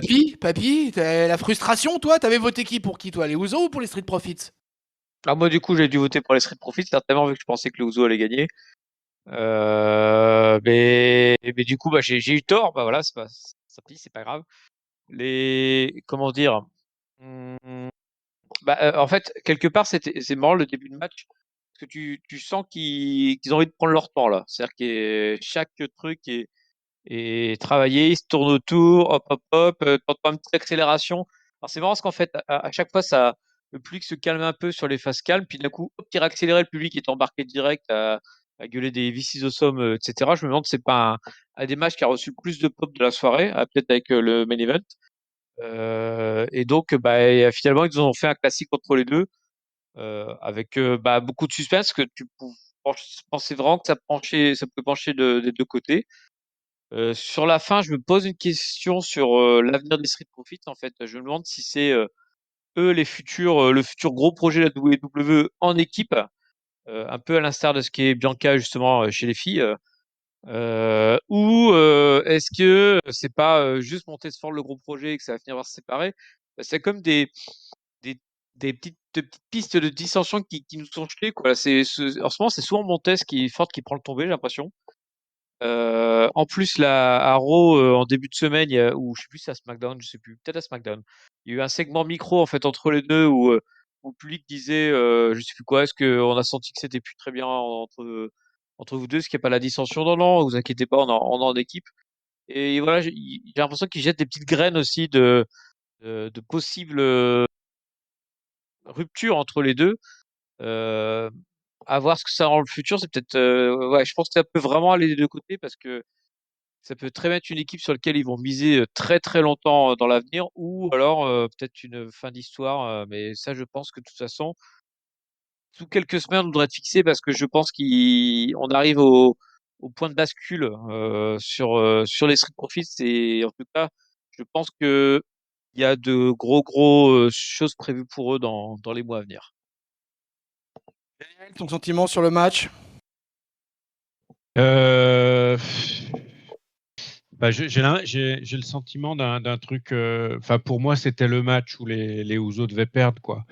Parce qu'effectivement, comme l'a dit Papy, puis on a vu à la fin du match Montesfort qui était vraiment pas content, quoi, qui faisait des remarques à Angelo Dawkins là. Enfin, il y aurait un split dans la foulée que ça m'étonnerait pas forcément. Et puis, je crois que les Ouzo, tout aussi bons qu'ils sont, je pense que là, enfin voilà, ils méritaient un moment de perdre. Et ce qu'ont montré les Street Profits, pour moi, validait le fait qu'ils pouvaient gagner, quoi, qu'ils étaient légitimes pour aller chercher le truc. Et puis, bah, ça dure, quoi, les Ouzo. Je trouve que ça dure vraiment, vraiment. Bah, voilà, il y a pas mal de choses de planètes qui étaient alignées pour que les Street Profits prennent. Ça s'est pas fait et du coup, bah, j'ai l'impression qu'on va passer vers autre chose. Alors du coup, si les Street Profits, qui était quand même une grosse team, qui était légitime à prendre, finalement split et qu'on regarde un petit peu ce qui resterait, les Arcabro, il n'y a plus. New Day, c'est plus tout à fait New Day. Et puis en plus, New Day, Uso, épisode 3522, ça commence à bien faire. Ils sont repartis encore pour un moment, à moins qu'il y ait quelque chose qui se crée. Je sais pas. Je sais pas, du coup, ou alors peut-être avec les Sheamus et compagnie. Je sais pas du tout. En tout cas, je trouve que c'est une occasion manquée pour moi parce que même si le match était extraordinaire, c'est vrai, la fin, est-elle botchée au final? On sait rien. Je sais pas. En tout cas, la fin me déçoit un peu parce qu'il y avait moyen de repartir sur quelque chose d'un peu plus nouveau. Là, on a à nouveau les Ouzo, voilà. Avec un Jimmy qui avait un tour de vente qui s'était largement arrondi aussi. Tiens, je sais pas si vous l'avez tous vu. En tout cas, voilà, un peu déçu de la fin parce que j'aurais aimé qu'on passe à autre chose. Voilà. Ouais, je comprends ton avis là-dessus. Ouais, c'est vrai que moi aussi, j'aurais pas été défavorable au fait qu'on passe à autre chose. Et même avec le scénario de la victoire des Ouzo, de toute façon, moi j'avais pronostiqué pour les Ouzo. Euh, mais en pensant que ça allait se terminer là-dessus et qu'on allait passer à effectivement de nouvelles aventures peut-être pour les Street Profits ou tout simplement un peu d'autres challengers au niveau de la Tag Team Division. Moi, je fais deux constats sur les Street Profits en particulier. Alors, je suis d'accord avec toi, Géliel. Jimmy, il n'est pas au niveau de son frère, hein, que ce soit en termes de shape, en termes d'intensité et tout ça. On sent que, enfin, pour moi, là, ils sont pas dans le même level, tout à fait. J'ai même presque envie de dire, je sais pas si Papy, tu l'as vu ces derniers temps, mais Solo Sikoa, le petit frère en bas à NXT, il me paraît même en meilleure forme que Jimmy, quoi. Ouais, il a un beau physique, lui. Hein. Ouais, il a un beau physique, ouais, le petit frère, ouais. Et moi, je ferai donc deux constats sur les. Alors déjà, je trouve que Angelo Dawkins est un catcheur sous-évalué, in-ring, entre les cordes parlant. Là, je trouve qu'il a fait un match extraordinaire, Angelo Dawkins, quoi. Et il a fait des spots par-dessus la troisième corde. Il a un physique de power forward de basketball, quoi, de numéro 4. Et il fait des trucs, franchement, que je trouve incroyables pour son gabarit, quoi. Et puis bon, il y a une telle alchimie avec son partenaire, ils se connaissent tellement bien. Moi, je les suis depuis qu'ils ont commencé à NXT, donc c'est assez fabuleux de voir cette équipe-là, voir où elle en est maintenant. J'avais pronostiqué les Ouzo, mais s'ils avaient gagné les Street Profits, j'aurais été ravi. Et la deuxième chose, c'est sur Montesford. Montesford, Montesford, il a pris entre 10 et 12 kilos là. Il a des bras comme il avait jamais eu depuis qu'il est à la WWE. Il fait un max sur les réseaux sociaux. Tiens, coucou Morgan, coucou Alexa Bliss, coucou certains comme ça. Ils font un gros travail, Montesford et Bianca Belair, sur les réseaux sociaux, etc. Et Montes, il a annoncé déjà clairement à plusieurs reprises, de manière claire et nette, que lui, il visait un titre individuel, hein, de toute manière. Hein. Et toutes les dissensions dont vous avez parlé, bah effectivement, bah, je vous rejoins, je ne peux que vous rejoindre tous les trois. Et on sent bien que là, il y a un truc. Alors moi, par contre, je sais pas, mais je sais pas vous, mais moi j'ai du mal à savoir si ça vient de Montesford ou si ça vient d'Angelo Dawkins finalement, parce que même Angelo Dawkins se plaint effectivement aussi de son côté par moment, quoi. Et mais aussi peut-être parce qu'Angelo Dawkins, il sent peut-être que Montesford en ce moment, il est en train un peu de lui échapper là, et qu'il est en train de passer sur un autre statut, quoi. Et puis, bah, vous savez ce que c'est à la WWE, hein, quand il y a la possibilité de mettre un couple en avant et tout ça, on n'hésite pas une seule seconde, quoi. Hein. Donc, à peine couple formé, storyline achevé. Et encore, j'ai presque envie de vous dire que Bianca Belair et Montesford, pour l'instant, ils y échappent un peu parce que Montesford est justement dans la Tag Team Division. Quand il sera en solo, ça sera plus la même limonade, quoi. Et je pense qu'ils ont envie à fond de surfer sur ce couple-là qui a balancé toutes ses photos de mariage sur tous les RS, tu vois, enfin c'est la totale, quoi. Hein. Bianca Belair et Liv Morgan, le lendemain de Money in the Bank, elles étaient en trend topic toutes les deux et elles balançaient du tweet à qui mieux, quoi. Presque plus que Tonton Ketchup, c'est pour vous dire. Hein. Donc ça rigole pas, quoi. Donc pour moi, Montesfort, c'est certainement individuellement là, il y a un espèce de truc qui est en train de se passer, mais j'ai encore du mal à déterminer quoi ou comment. Ouais, c'est ça. Mais de toute façon, en tout cas, ce qui est sûr, c'est qu'il va se passer des trucs avec ces gars-là. Que tu donnes pas 23 minutes en pay-per-view Ouais. à des gars en qui t'as pas confiance, quoi. Et donc, les Usos, bon, on le savait qu'il est depuis le temps que la WWE leur faisait confiance. Les Street Profits font maintenant partie de ces gens en qui la WWE fait confiance aussi, quoi. Et donc, si demain séparation, j'espère juste que les deux auront droit à un bon traitement. Dawkins, comme tu as dit, hein, c'est peut-être on pourrait si on compare au New Day, ce serait l'équivalent de Biggie, quoi. Ce serait le mec qui a un physique, mais pas que. Et bah, j'espère que ça se passera bien pour lui, ouais. Ok, alors on aura une petite vidéo un peu mystérieuse qui va s'insérer entre le match tag team et le match des femmes qui suit, puisqu'on aura des images d'un homme mystérieux en train de marcher au milieu de chandelles, quelque part, hein, un homme mystère, qui nous laisse quelques indices, quoi. Il y a un Latino hit gravé sur une plaque, il y a des bottes, il y a une médaille. Voilà, on nous laisse dans l'expectative, les amis. Est-ce que vous auriez déjà des indices? Est-ce le retour de Edge? Ah, j'ai pas eu la Tinoïte, moi. Du coup, médaille, je pensais que c'était Gable Stevenson, mais si la Tinoïte, ça ressemble moins. Ouais, Letty, pareil. une idée sur le catcheur ou la catcheuse? Le catcheur, en l'occurrence, parce que là c'est un homme, je pense. Pas du tout. Pas du tout. J'ai réfléchi, mais je vois pas. Au départ, j'ai pensé à Bray Wyatt, mais ça me semble trop simple. Heu, je sais pas, j'ai pensé à Edge parce que moi aussi j'attends qu'il revienne avec impatience. On sait pas où il est, mais comme il vient de sortir du Judgment Day, je pense que c'est trop dark en fait pour Edge. Je pense pas qu'il va revenir, Parce que Edge, sous un personnage, de ce genre-là. Edge, il va revenir babyface, vous allez voir quand il va Voilà, revenir. bah, justement, c'est voilà et sinon j'ai absolument aucune, piste, aucune Attends, idée. t'as dit quoi, la Tinoïte, médaille d'or et quoi? C'est quoi le troisième truc? Des bottes, il y Dans avait des l'indice? bottes. Des Des bottes, bottes qu'est-ce que ça et peut être? je sais plus. Géliel, Ah, fais-nous un pareil. spoiler. Non, non, non, non, non, zéro spoil à faire. J'ai aucune idée, aucune idée. Moi, je sais pas. Je sais pas. Un Rey Mysterio en heal, ce serait tellement gros, mais je sais pas du tout. Bon, Peut-être Edge quand même. moi j'étais pour Papy, je suis team Papy sur ce coup-là parce que moi quand j'ai vu la médaille, j'ai pensé tout de suite à Gable Stevenson quoi. Donc ouais, si je mettais une pièce, allez, ça serait sur Gable Stevenson. On va voir. Mais en tout cas, si c'est Gable Stevenson, je suis très étonné de la darkitude Mmh. du vidéo package, quoi. Ouais, c'est étonnant Euh, que parce que, ouais, surtout qu'en plus, au moment du 4 juillet, tout ça, tu peux dire, là, t'as un héros américain, champion olympique, 2 fois champion NCAA. Enfin, bref, le mec a fait la totale, quoi, tu vois, dans la lutte amateur. Et c'est assez étrange de le présenter. Voilà, mais en même temps, pourquoi ne pas. Ils veulent peut-être pas utiliser le ressort qu'ils ont utilisé avec Kurt Angle, mais ça serait surprenant en tout cas. Allez, on a un deuxième match pour les ceintures du côté des femmes, puisqu'on a Natalia qui affronte Ronda Rousey pour le SmackDown Women's Championship. Alors, si vous avez suivi un peu l'affaire, Natalia donc a décidé d'embêter tout le temps Ronda, hein, voilà, et elle va même la taunter, elle va même venir avec une poussette, enfin bref, elle va lui faire une totale. Du coup, la Ronda, bah, elle va patauger dans la smoule au micro pendant des semaines. Elle va continuer à avoir l'apport du public. D'ailleurs, elle fait une entrée sous une belle pop, quoi.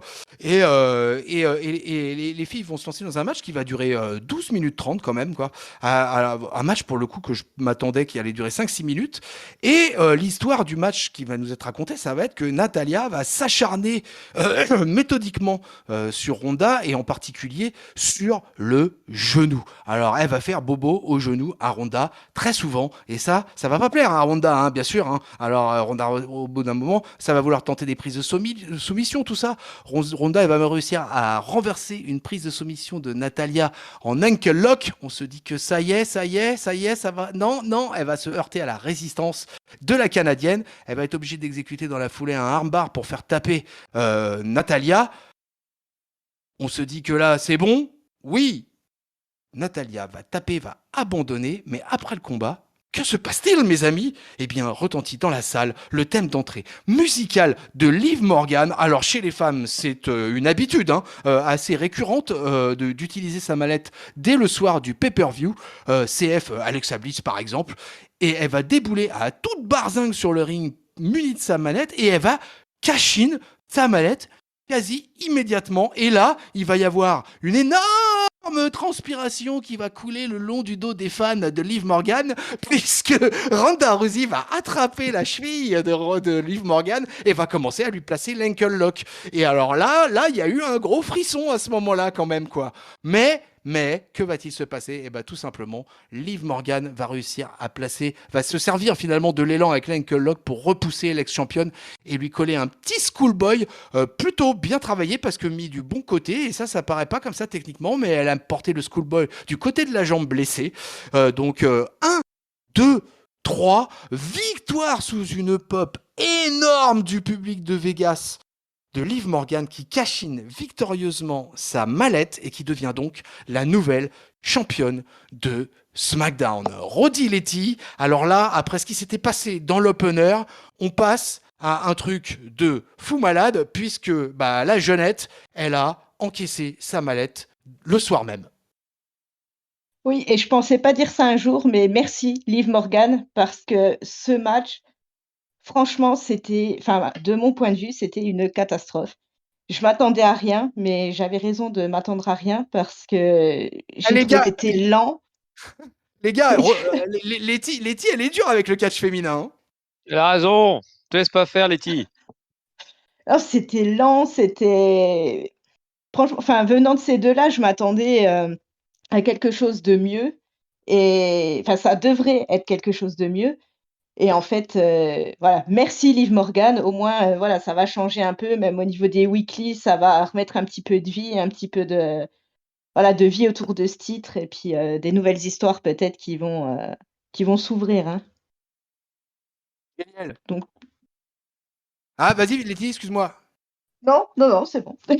Ah, excuse-moi. Génial, alors c'est Liv Morgan. Liv Morgan, génial. Non, mais c'est énorme, quoi. Liv Morgan. Alors, franchement, tu l'attendais, ça, celle-là, là, quand même, là Alors, je vais le faire en 2 fois. On va d'abord commenter le match, et puis après, je fais la partie sur Liv Morgan.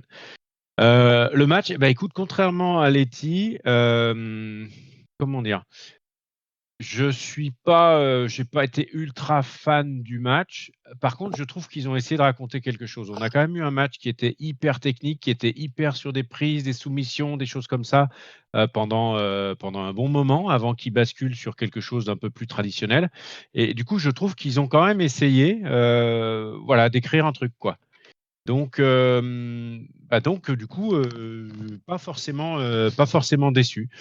Après, ça a été un peu plus gros sur la partie genou. Je trouve que Ronda a mis beaucoup de temps quand même à gagner le truc, mais vu que ça s'écrivait avec cette histoire autour des prises de soumission, il y avait aussi un contexte avec la famille Hart, avec etc., etc. Moi, j'ai plutôt suivi sur cette partie-là. C'était pas forcément ultra bien réalisé, mais je trouve que l'idée était bonne. Victoire de Ronda, évidemment. Enfin, qui pouvait en douter, en vrai. Derrière, le thème de Liv Morgan, donc effectivement un peu surpris. Bon, je m'y attendais pas forcément non plus, surtout qu'elle avait été interviewée tôt dans le truc. Mais bon, pourquoi pas. Pourquoi pas. Donc l'idée est bonne. Par contre, pareil, je trouve que la réalisation a pas été à la hauteur pour moi, même si tout le public est embarqué. Hein. Parce que je trouve qu'elle était pas, je la trouvais pas suffisamment fragilisée, Ronda, pour être complètement crédible sur le truc, malgré un gros travail de Natalia. Et puis l'Ankle Lock direct qui se termine avec un petit coup de pied dans le genou, plus ce qui est. Alors, je suis très content que tu aies le nom de la prise et estimé que c'était effectivement parfaitement réalisé. Je n'en doutais pas de la part de Liv. Non, je rigole. Mais en tout cas, c'est grosso modo un roll-up qui se passe à 3 cm de la corde. Voilà, donc une bonne idée sur le fait de la faire cacher, de la faire gagner, pourquoi pas, il n'y a pas de souci. Maintenant, comme ça, j'ai trouvé ça assez faiblement réalisé. Derrière, manifestement, tout le monde est content. Il y a une belle accolade avec Ronda qui file la ceinture à Liv. Ouais, pour moi, ça termine bien la soirée. Je suis très content pour Liv Morgan. Je ne vais pas le répéter une nouvelle fois. Je trouve que ça sanctionne une belle année, globalement, où elle a mérité. Alors, elle va peut-être pas le garder un an ou deux, mais en tout cas, voilà, je trouve que c'est bien aussi de marquer, je l'ai déjà dit tout à l'heure, de marquer un peu de marquer un peu de succès les workers, ceux qui se donnent un peu de mal. Donc, je suis très content. Et puis effectivement, on verra un peu ce que ça donne parce que les promos à la Ronda, c'est quand même pas terrible. Par contre, je l'ai dit aussi sur le Discord, puisque tu y faisais référence, tonton, tout à l'heure, il faut vraiment qu'elle muscle un peu son perso là et qu'elle arrête de chougner ou d'être aussi dans l'émotion. Peut-être qu'un virage un peu heel, même si elle était déjà un petit peu quand elle était avec Rhea. Enfin voilà, il faut quand même elle passe à l'étape d'après maintenant si elle veut aller plus loin, quoi. Voilà. Oh, elle a pas besoin forcément de passer heel, elle peut rester babyface, mais elle peut changer un petit peu de registre, quoi, si tu veux. Si c'est des larmes avant, pendant, après, Ouais. au bout de 3 semaines, 1 mois, 2 mois, on va commencer un petit peu ça va être un peu usant, un babyface comme ça, quoi, tu vois, quoi. Donc, bon, je sais pas, Oui, mais je vois, je vois. qu'est-ce qu'il en pense, le papy, lui, de ça?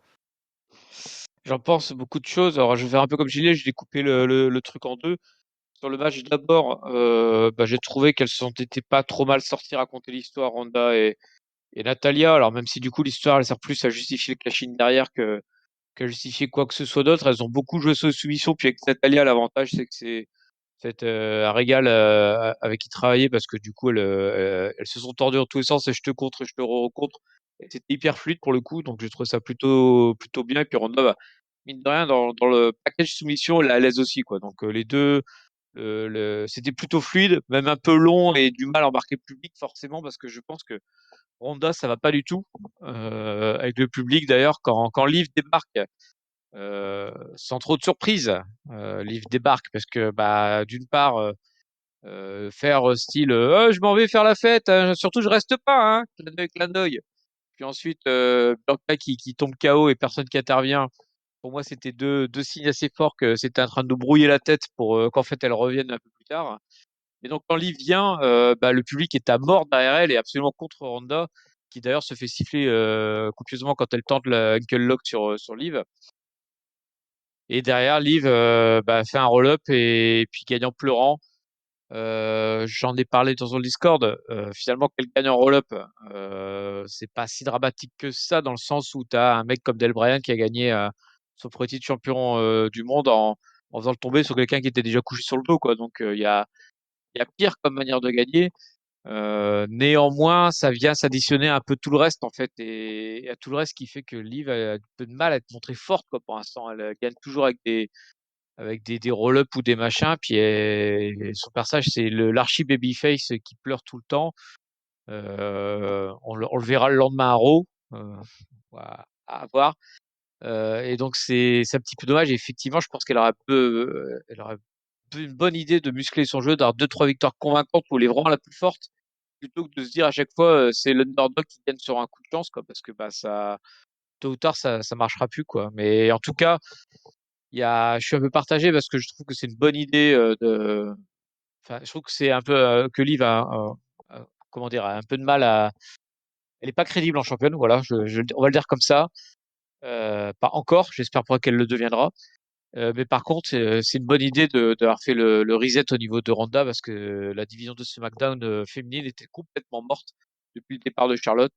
J'ai pensé que Ronda Rousey allait step up pour reprendre les rênes et en fait pas du tout. Elle s'est totalement écroulée quand Charlotte est partie. Il y avait plus rien du tout. Chaque semaine à SmackDown, c'était la purge.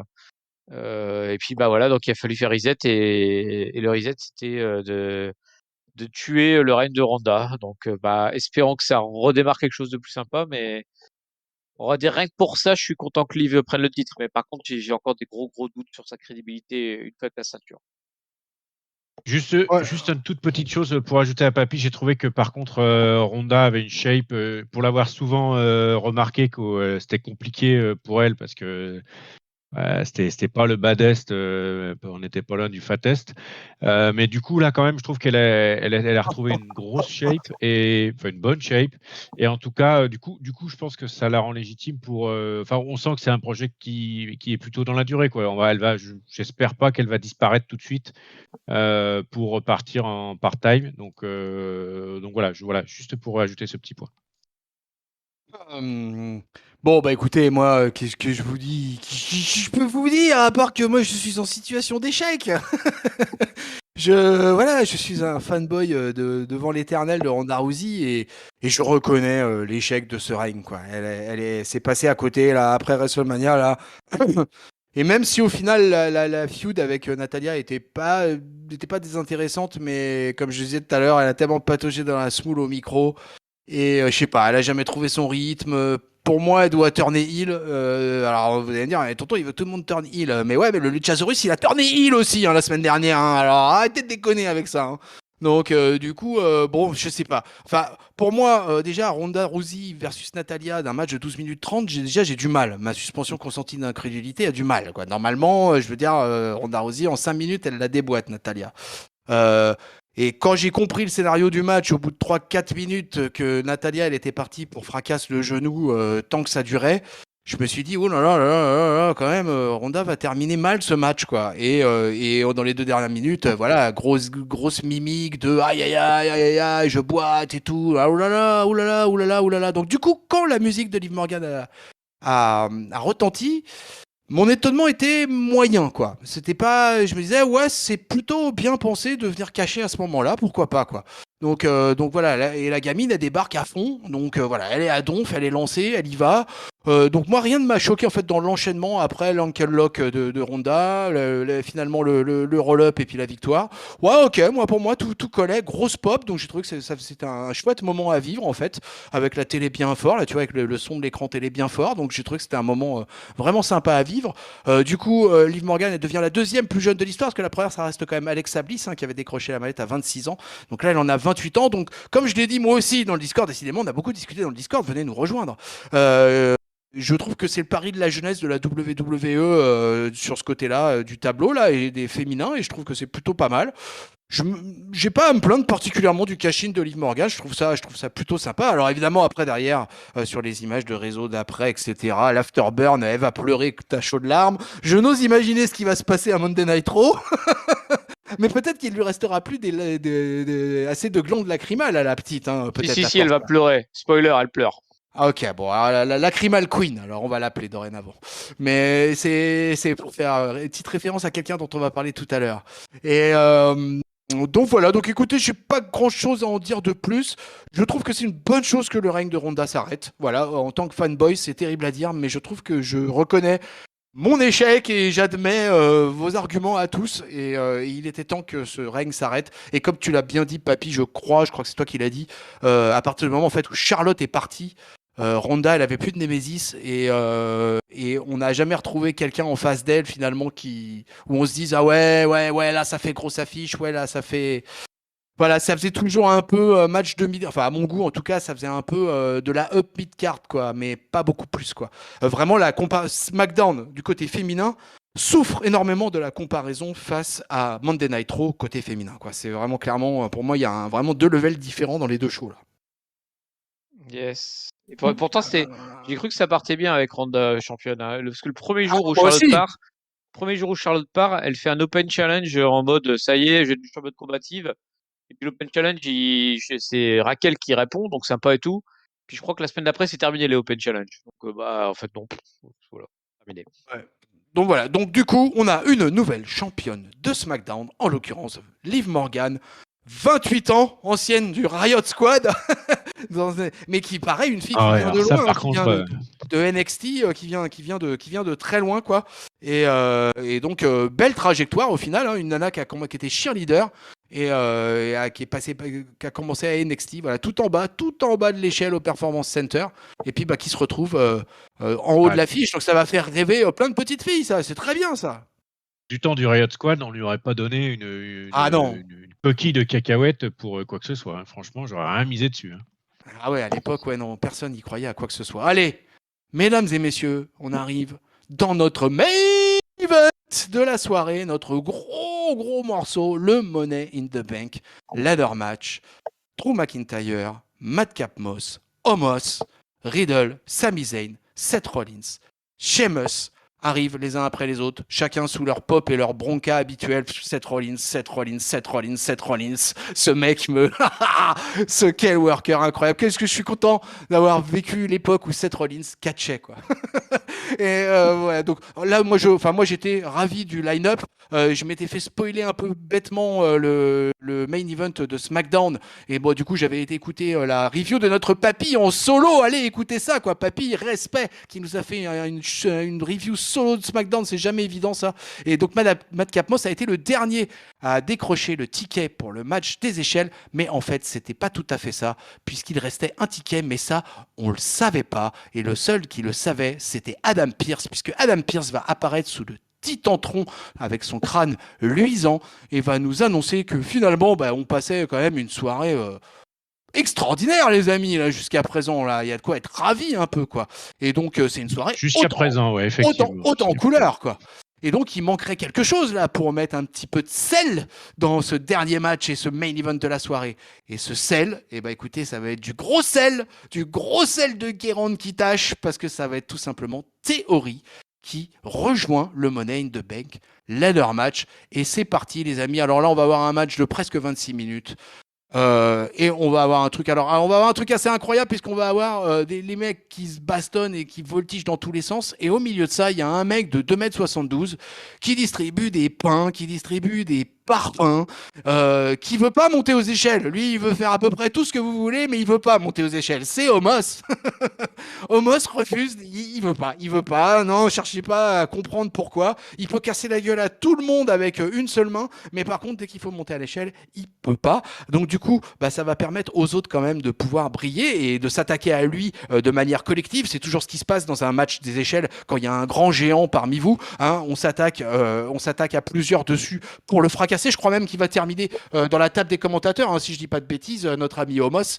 Et on va avoir pendant quasiment, je crois que j'ai revu le match, hein, je crois que ça dure 8 minutes. On va avoir un festival de Sheamus et McIntyre qui, dans le même match, vont être alliés, vont être ennemis, vont se fracasser, mais de manière incroyable, pour finalement un pauvre mec qui passait par là à ce moment-là, qui vous vouliez, quoi, que ce soit Riddle, que ce soit Sami Zayn, et ensemble, en chœur, et vas-y, qu'on te fracasse le mec qui passait par là au mauvais moment. On va avoir droit à Sami Zayn aussi qui va nous faire quelques petits tours de passe-passe et quelques petites gaudrioles, n'est-ce pas, en se planquant par exemple derrière le poteau pendant que Homos était en train de remonter sauvagement sur le ring suite à avoir collé, je crois, une ou deux clotheslines à quelques malotrus qui passaient par là. Sheamus et Drew McIntyre vont se retrouver à nouveau, là, cette fois, en grosse position de remporter la manette. Il va y avoir une grosse remontée des échelles, etc. On va avoir une grosse phase où on pense que les Britanniques vont peut-être tirer leur épingle du jeu. Et au vu de leur année, ça n'aurait pas été immérité de toute façon. Mais c'était sans compter sur aussi Riddle et Seth Rollins qui, alors eux deux vont se mettre joyeusement sur la gueule, puis vont s'oublier pendant pas mal de temps dans le match. Seth Rollins va avoir pas mal d'interactions avec Drew McIntyre. Ça va clémoriser à gogo. On va avoir le Riddle qui finalement va remonter et qui, au courage, parce qu'il est loin d'être un des plus balèzes du plateau là, mais au courage, va continuer à s'attaquer. Il va réussir à pouvoir remonter sur les échelles. Va être suivi, je crois, à nouveau par les Britanniques dans un premier spot en fait sur les échelles. Ça s'envoie, mais ça s'envoie comme dans un ladder match de la WWE, quoi. Hein, donc, et Théorie là-dedans, Théorie, écoutez, notre ami, lui, il s'en sort plutôt pas mal, parce que comme les rings générales, en tout cas, enfin, c'est là, je vous le dis vraiment de la manière dont moi je l'ai ressenti. Hein, les rings générales, c'était vraiment Sheamus et Drew McIntyre qui ont vraiment orchestré le bal, quoi. Et les autres finalement avaient des interactions. Ça faisait comme dans le match féminin, ce qu'on expliquait tout à l'heure, quoi. Voilà, des spots à 1 contre 1, ça remonte, on revient sur les échelles, etc. Austin Theory, lui, il va souvent rester à l'affût, revenir, placer des coups, se prendre quand même 2 gros bumps, en particulier au bout de 20 minutes à peu près. Riddle, pour l'instant, va remonter sur l'échelle. Austin Theory, lui, va réussir à se relever justement après ce bump pour rejoindre Riddle.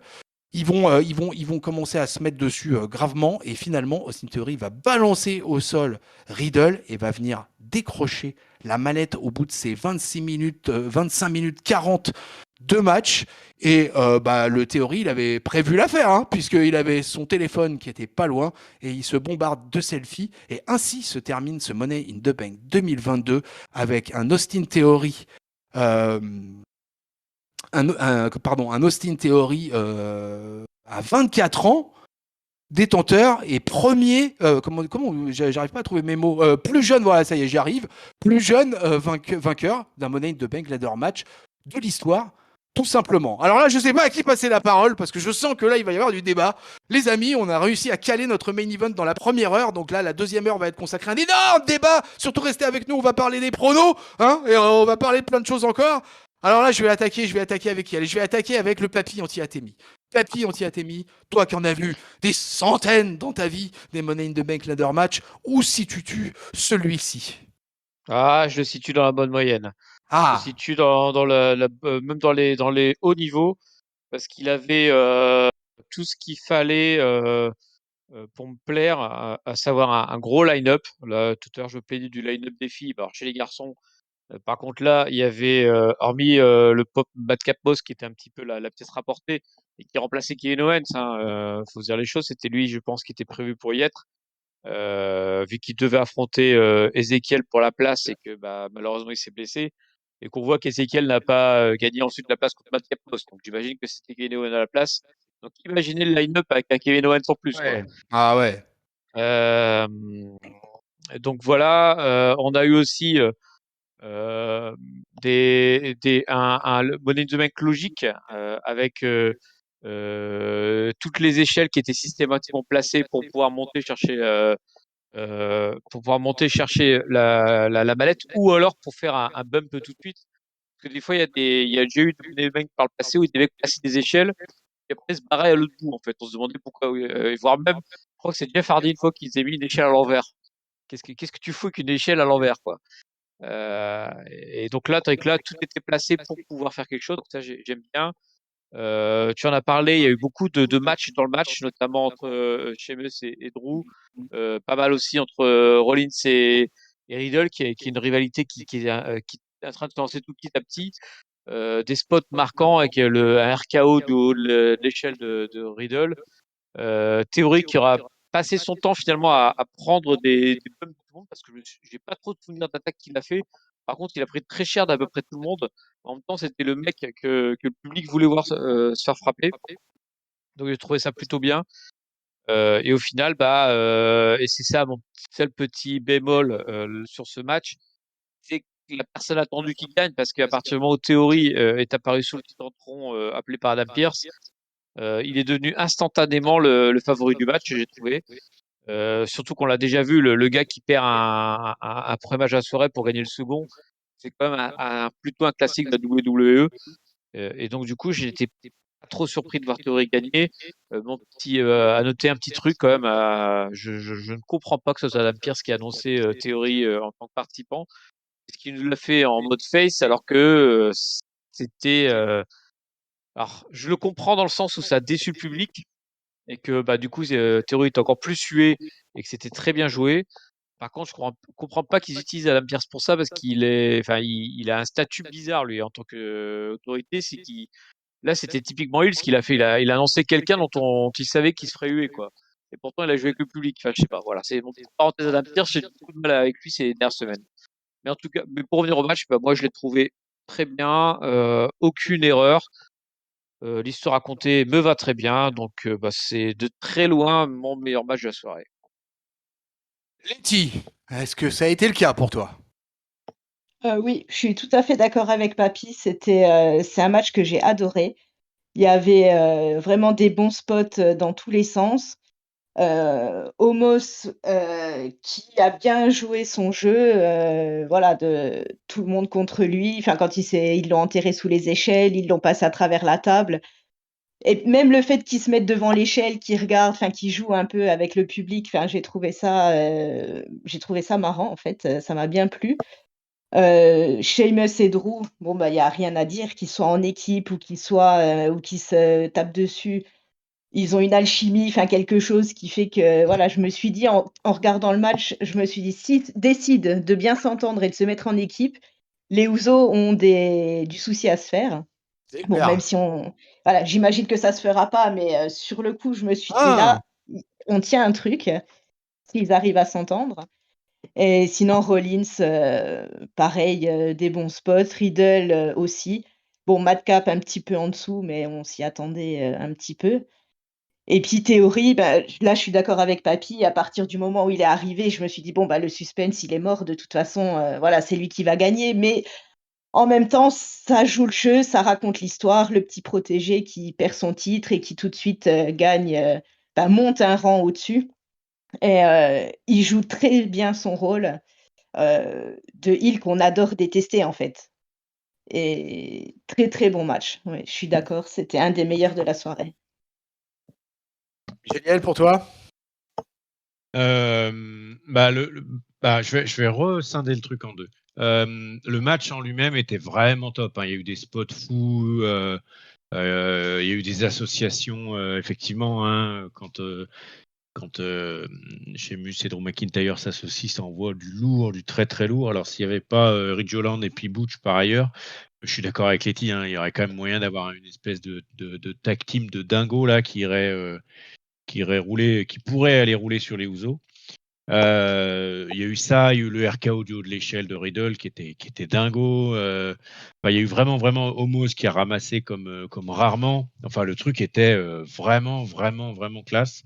Il y a quand même des grands moments où je me suis retrouvé debout devant le canapé en train de faire vraiment bien. Et puis à côté de ça, il y avait ce que j'avais un peu annoncé au début, là, le fait que pas Riddle, Theory, qui est push et repush encore. Et je n'accroche pas. Je suis d'accord avec tout le monde. À partir du moment où il est arrivé, c'était sûr que c'est lui qui allait gagner. Donc ça a complètement tué le suspense pour moi. Et puis en plus, on l'a pas vu beaucoup. Peut-être que ça pouvait s'écrire dans le style où il était un peu planqué. C'est ce qu'il a fait. Où il était vraiment fourbe, etc. Pas de souci. Mais du coup, il a très peu participé. Les 7 autres se sont donnés. Ça rajoute encore plus au côté un peu pénible du truc. Donc voilà, un super match, un des tout meilleurs Money in the Bank que j'ai pu voir, franchement, avec les spots waouh, etc. Mais une fin à chier par terre pour moi, hein, très, très clairement. Et qui me déçoit, mais allons-y. De toute façon, manifestement, on n'a pas le choix. Donc allons-y avec Théorie. Non, je te confirme qu'ils ne changeront pas. C'est fermé définitif. Voilà, Théorie est le nouveau détenteur de la manette Money in the Bank, 24 ans. Pareil, encore une trajectoire assez incroyable pour lui là. Moi, je suis assez épaté moi parce qu'il est en train de faire ce jeune en ce moment quoi. Et dans la même soirée, perdre le titre US, se retrouver mis de manière totalement injustifiée et de manière totalement normale, puisque c'est le protégé de VKM, donc il fait ce qu'il veut. Donc il met Théorie dans le match. Moi, ça m'a pas gêné sur le fait de. Je me suis pas dit, ah bah voilà, c'est lui le favori du match, quoi. Pas du tout, quoi. Moi, je suis resté sur mon prono qui était Seth Rollins. Et j'en ai pas démordu de tout le match, quoi. Pour moi, Théorie, c'était juste, voilà, on lui filait sa chance, voilà, il avait sa chance totalement gratos, comme ça, quoi. Donner, ah bah t'as perdu le titre US, mon pauvre chéri. Et bah écoute, on va te foutre dans le match des échelles, hein. C'est comme ça que je l'ai pris, moi. Et donc, j'ai pas du tout eu de problème de syndrome de favori, quoi. Et après, bah écoute, pour moi, il était presque là pour faire le supporting cast avec Madcap Moss, Omos, Riddle, Sami Zayn. Et puis pour moi, vraiment, les favoris, c'était Drew, Sheamus, et Seth Rollins et Riddle, quoi. C'était ces 4-là parmi lesquels, pour moi, là, ça allait se jouer, quoi. Et ce RKO de l'espace, j'en ai pas parlé pendant le play-by-play, mais ça, c'était quand même un spot, mais totalement incroyable, quoi. Et ce qui est d'autant plus incroyable, c'est que Riddle, derrière, peut-être quoi, 30 secondes après, quoi, il reprend un énorme spot derrière, quoi. Alors que lui-même vient d'en mettre un. Enfin, c'est un truc de fou, quoi. Seth Rollins, c'est incroyable, quoi. Seth Rollins, c'est devenu un tel master of ring, quoi. C'est-à-dire que tu peux le mettre dans n'importe quelle stipulation, Seth Rollins, et ben il te sortira un match de dingue, quoi. Ce gars, il sait s'adapter à tout. Et il sait s'adapter à tout et à tout le monde. Donc, tu peux lui mettre un géant, il va s'en sortir avec un géant. Tu lui mets un high flyer, il va s'en sortir avec un high flyer. Tu lui mets un brawler, il va s'en sortir avec un brawler. Seth Rollins, c'est peut-être le plus grand worker des 10 dernières années à la WWE, quoi. Et j'espère qu'on va le revoir très très vite du côté des ceintures suprêmes, quoi. Et donc moi j'ai trouvé que c'était un match superbe, quoi. Et vraiment c'était génial. Je l'ai dit, hein, vraiment pour moi, Drew et Sheamus c'est les MVP du match. Je les ai trouvés fantastiques tout au long du match. Et puis bah il y a ce finish avec la victoire de Theory. Ils ont fait le pari de la jeunesse. Après Liv Morgan, c'est Theory qui est mis à l'honneur. Un heel absolument détesté, qui me fait penser dans une fédération lointaine d'un certain MJF, qui, pareil, est un jeune de 24 ans qui est en train de devenir le top heel de la fédération. D'ailleurs, on ne sait même plus dans quelle fédération il est en ce moment. Mais Theory, il est en train de devenir, voilà quoi, le jeune qui monte. Il me fait penser un peu à Randy Orton sur certains aspects, et il me fait penser à John Cena sur d'autres aspects. Je trouve que ce gars a plein de choses, et moi, je suis pas spécialement déçu de voir Theory gagner, quoi. J'ai pas trouvé que la fin était à chier. J'aurais préféré voir Seth Rollins gagner gagner la mallette, c'est clair. Mais je trouve que le choix de Theory est pas déconnant, et je suis très curieux de voir ce qu'ils vont en faire. Voilà. Maintenant, ce qui m'intéresse, c'est qu'est-ce qui va se passer avec ce jeune-là et comment ils vont nous gérer ça pour la suite. Et ben voilà, les amis, on est à la fin du pay-per-view.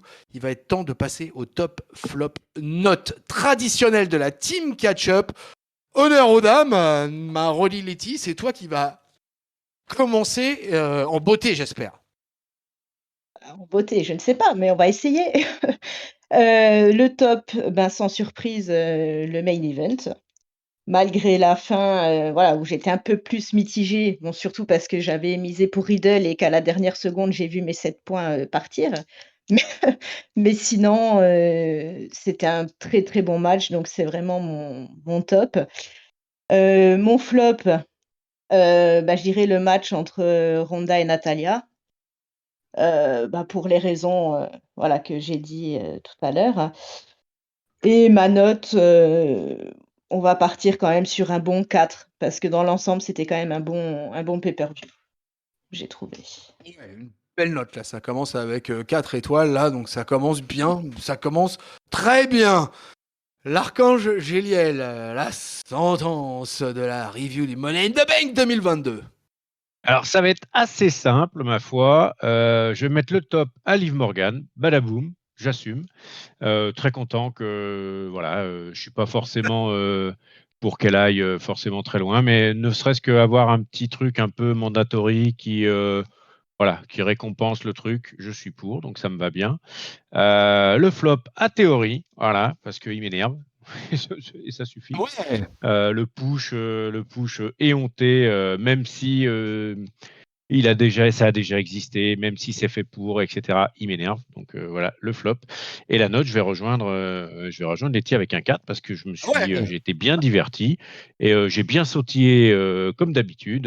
Mais globalement, les pay-per-views ont toujours une bonne, voilà, pour moi, sont assez réussis côté WWE. Donc un bon 4 pour couronner le tout. Voilà. Oh, on est déjà à 2-4 là, ça commence très très fort. Mon papy anti-atémie. Yes, je pourrais donner l'avis inverse de Géliel, hein, parce que moi Je j'ai l'ai fait pour beaucoup toi, aimé papy. Je l'ai fait pour toi. la victoire de Theory et Liv m'a un peu saoulé, mais je vais pas mettre tout le poids de ma critique sur Liv et je vais plutôt le donner. Alors ça sera peut-être aussi lié au fait qu'on voit peut-être trop de catch nous, mais je vais le donner au peu de suspense pour les deux Money in the Bank. Là, à chaque début de match, j'avais le vainqueur qui s'affichait en grand devant mes yeux, rien qu'en regardant la tête des participants. Et donc ça m'a un peu gêné quoi. Je me suis dit, merde, j'arrive plus à être surpris là. Qu'est-ce qui se passe la WWE là? Vous avez fait trop les grosses ficelles, elles sont trop, je les connais trop maintenant. Donc voilà, ça c'est mon petit flop. Mon top, hein, j'aurais pu le donner au main event, mais du coup pour changer un peu, je vais le donner au taulier, que ce soit Becky et Asuka côté féminin ou Drew, Sheamus et Rollins côté masculin. Je trouve que les tauliers ont admirablement tenu les matchs Money in the Bank et nous ont permis d'assister à un spectacle de qualité grâce à leur expérience monstrueuse en termes de ring généralitude. Voilà, je fais un peu la Giscale, j'invente des mots.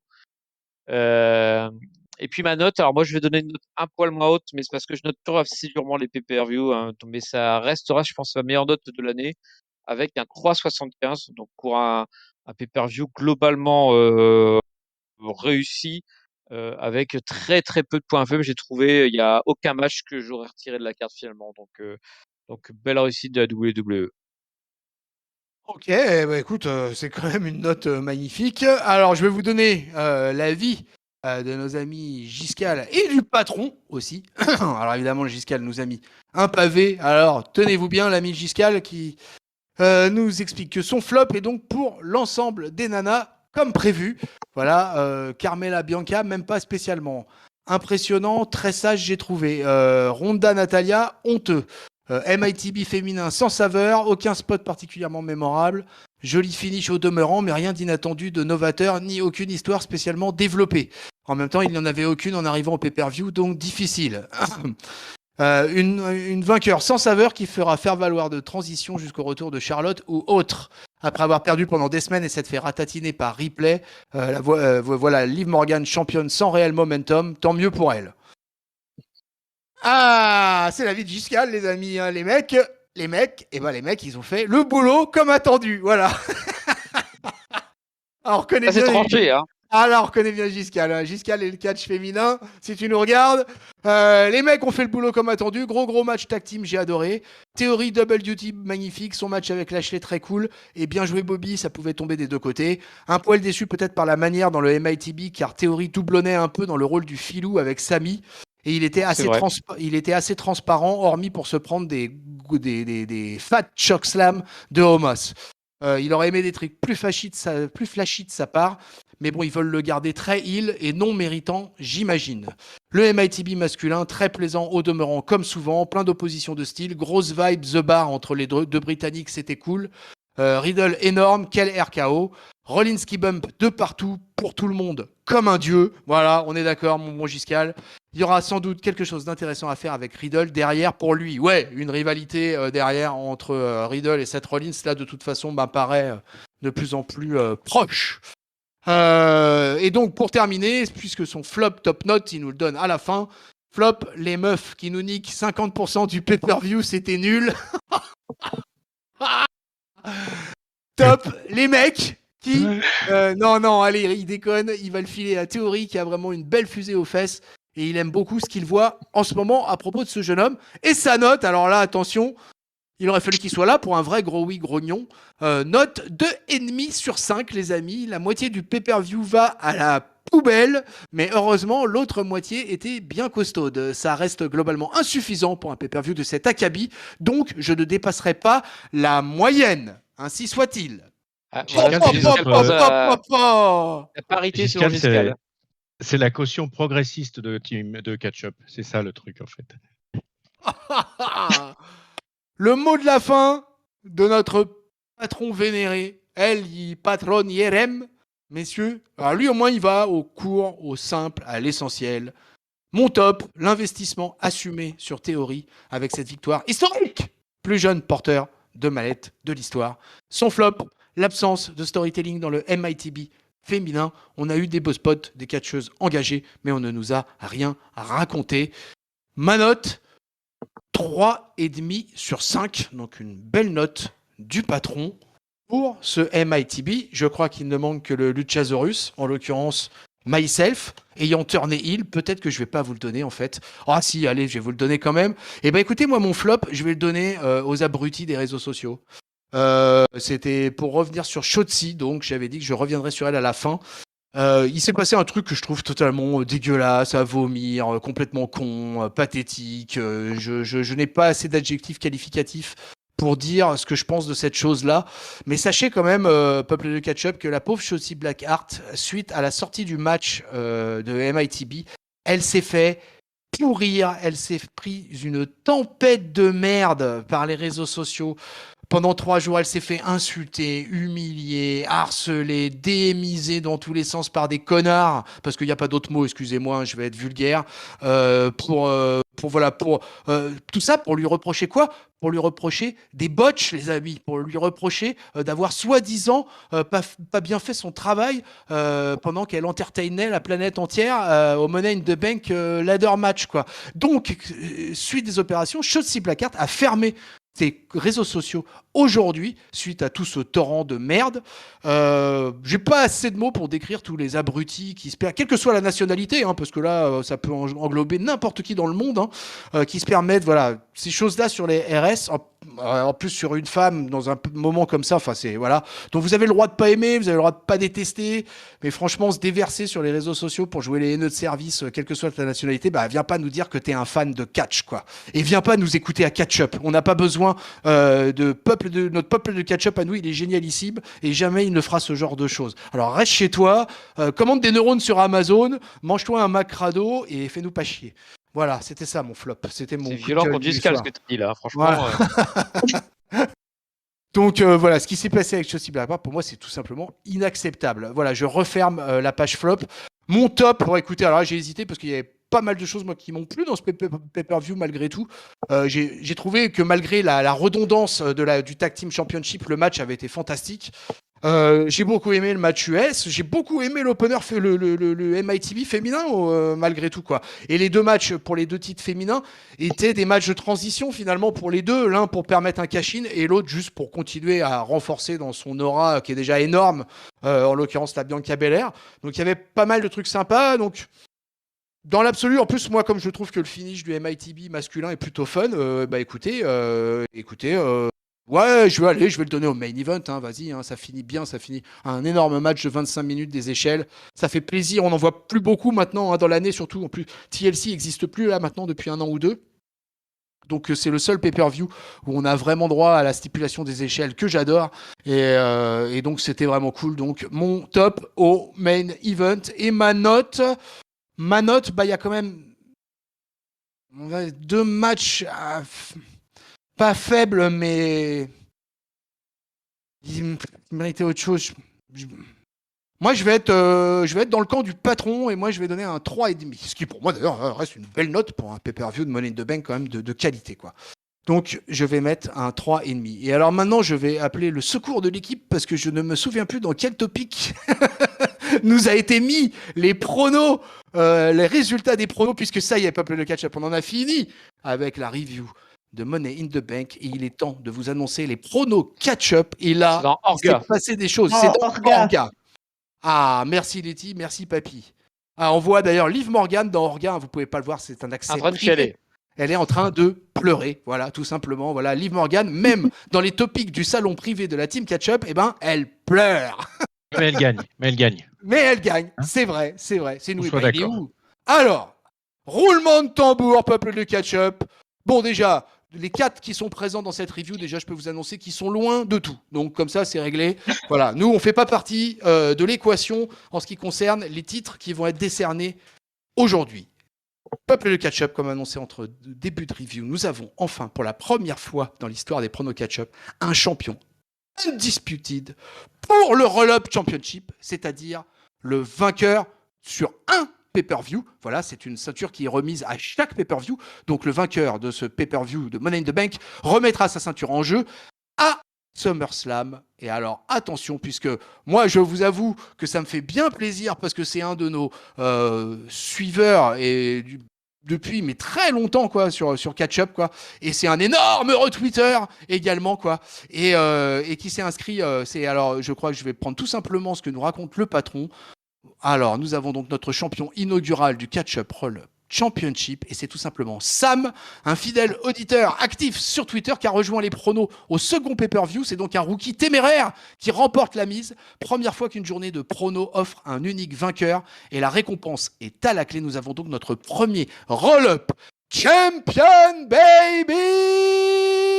Et c'est tout simplement Sam P exactement sur Twitter. Bravo à toi Sam, on te félicitera par Twitter interposé, mais je sais aussi que tu nous suis sur le Discord, donc n'hésite pas à venir demander au patron la récompense qui est à la clé, en l'occurrence totalement honorifique. Tu es tout simplement le premier Roll-Up Champion ever de Catch-up, messieurs dames.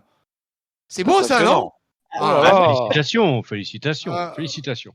Géliel termine 10e de cette session.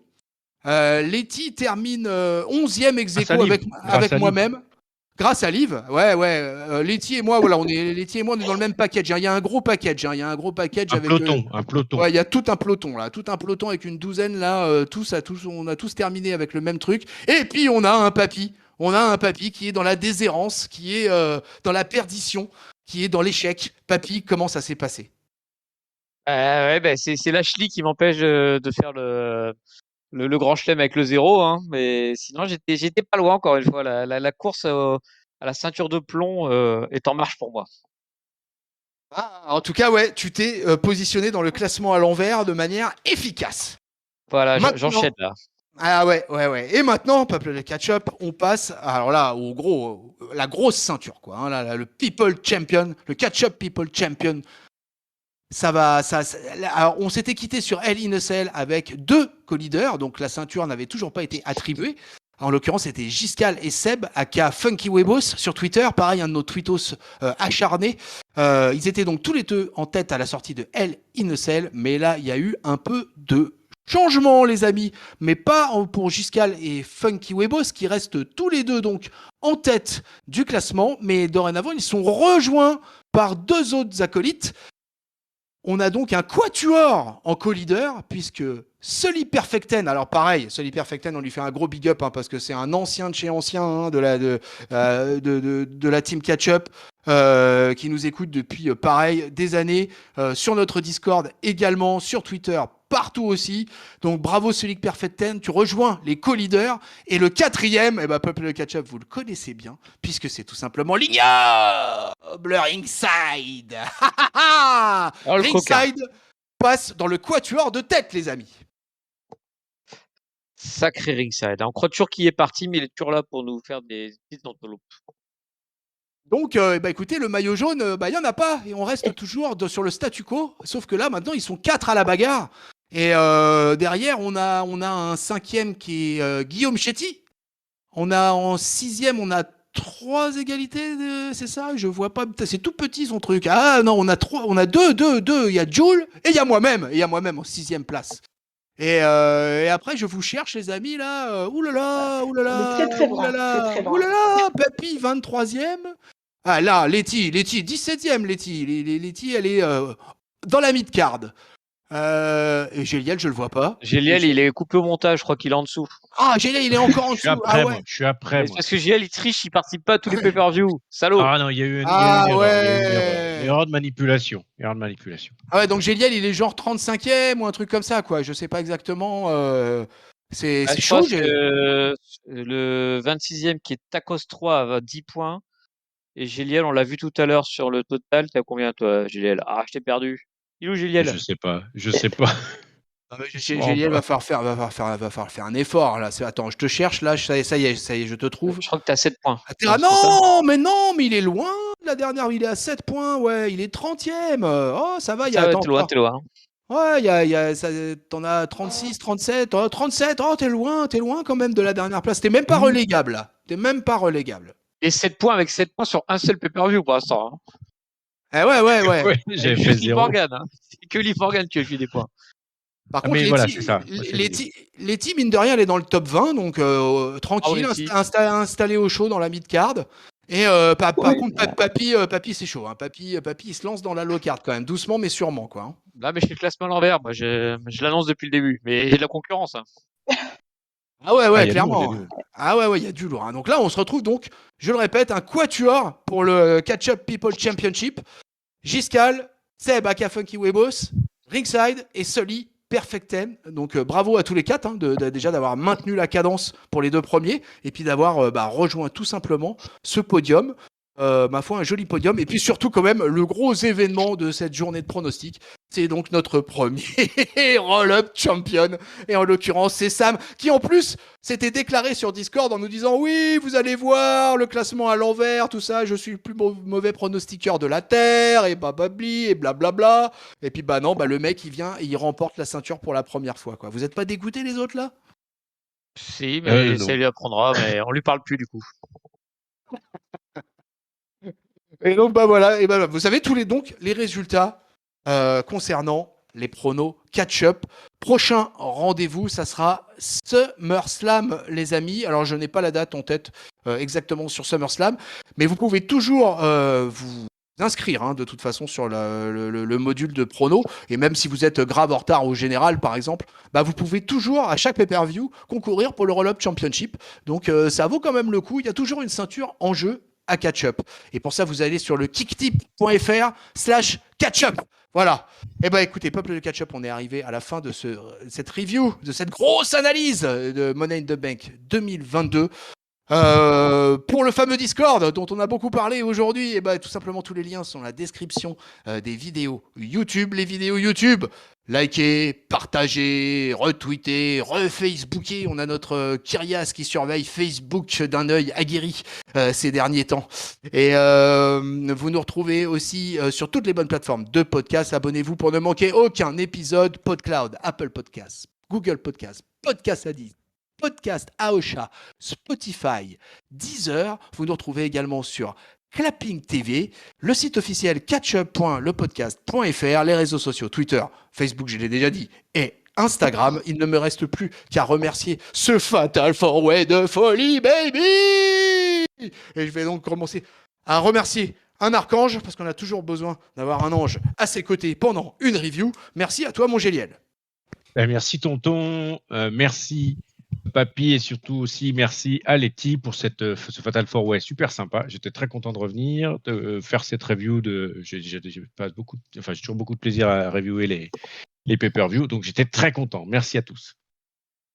Rodi Letty, merci beaucoup à toi. Écoute, la dernière fois que j'avais fait une review WWE, tu étais présente. Je te retrouve à nouveau et c'était parfait. Ton son est parfait. Eh ben, merci. Merci, tonton. Merci, papy. Merci, Géliel. C'était très sympa. C'était ma première review de pay-per-view. Donc, Oui, c'est ça m'a fait très plaisir de vrai. le faire Félicitations. avec vous. Carrément, Voilà. c'est vrai. On n'avait pas réalisé, tu vois, quoi. Eh bah ouais, bienvenue dans la team pay-per-view. Donc, merci pour cette review. Et puis, bah, mon papy, hein, mon tag team partner gériatrique of the day, eh bah, écoute, toi, tu t'es fait plaisir, hein, comme d'hab. Mais je me suis fait plaisir et merci à vous, merci tonton, merci Gélel, merci Letty, parce que non seulement c'était la première en pay-per-view de Letty, mais aussi je pense que c'est un fait unique, c'est la première review avec le New Breed à 100% de catch-up. C'est vrai, le New Breed rules. Oui.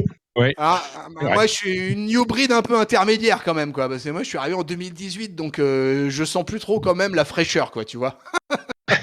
Quand même avec C'est vrai, New Breed Rules sur cette review de Money in the Bank. Bah écoutez, peuple de catch-up, ainsi s'achève cette grosse analyse. On vous souhaite une bonne semaine pleine de catch. On vous fait des bisous, on vous fait les cordes à linge plein la face. On enchaîne avec un bridging O'Connor Roll pour le tomber. 1, 2, 3, victoire en filou de la team catch-up. Salut tout le monde. Salut à tous. Salut à tous. Salut à tous. Salut peuple de catch-up.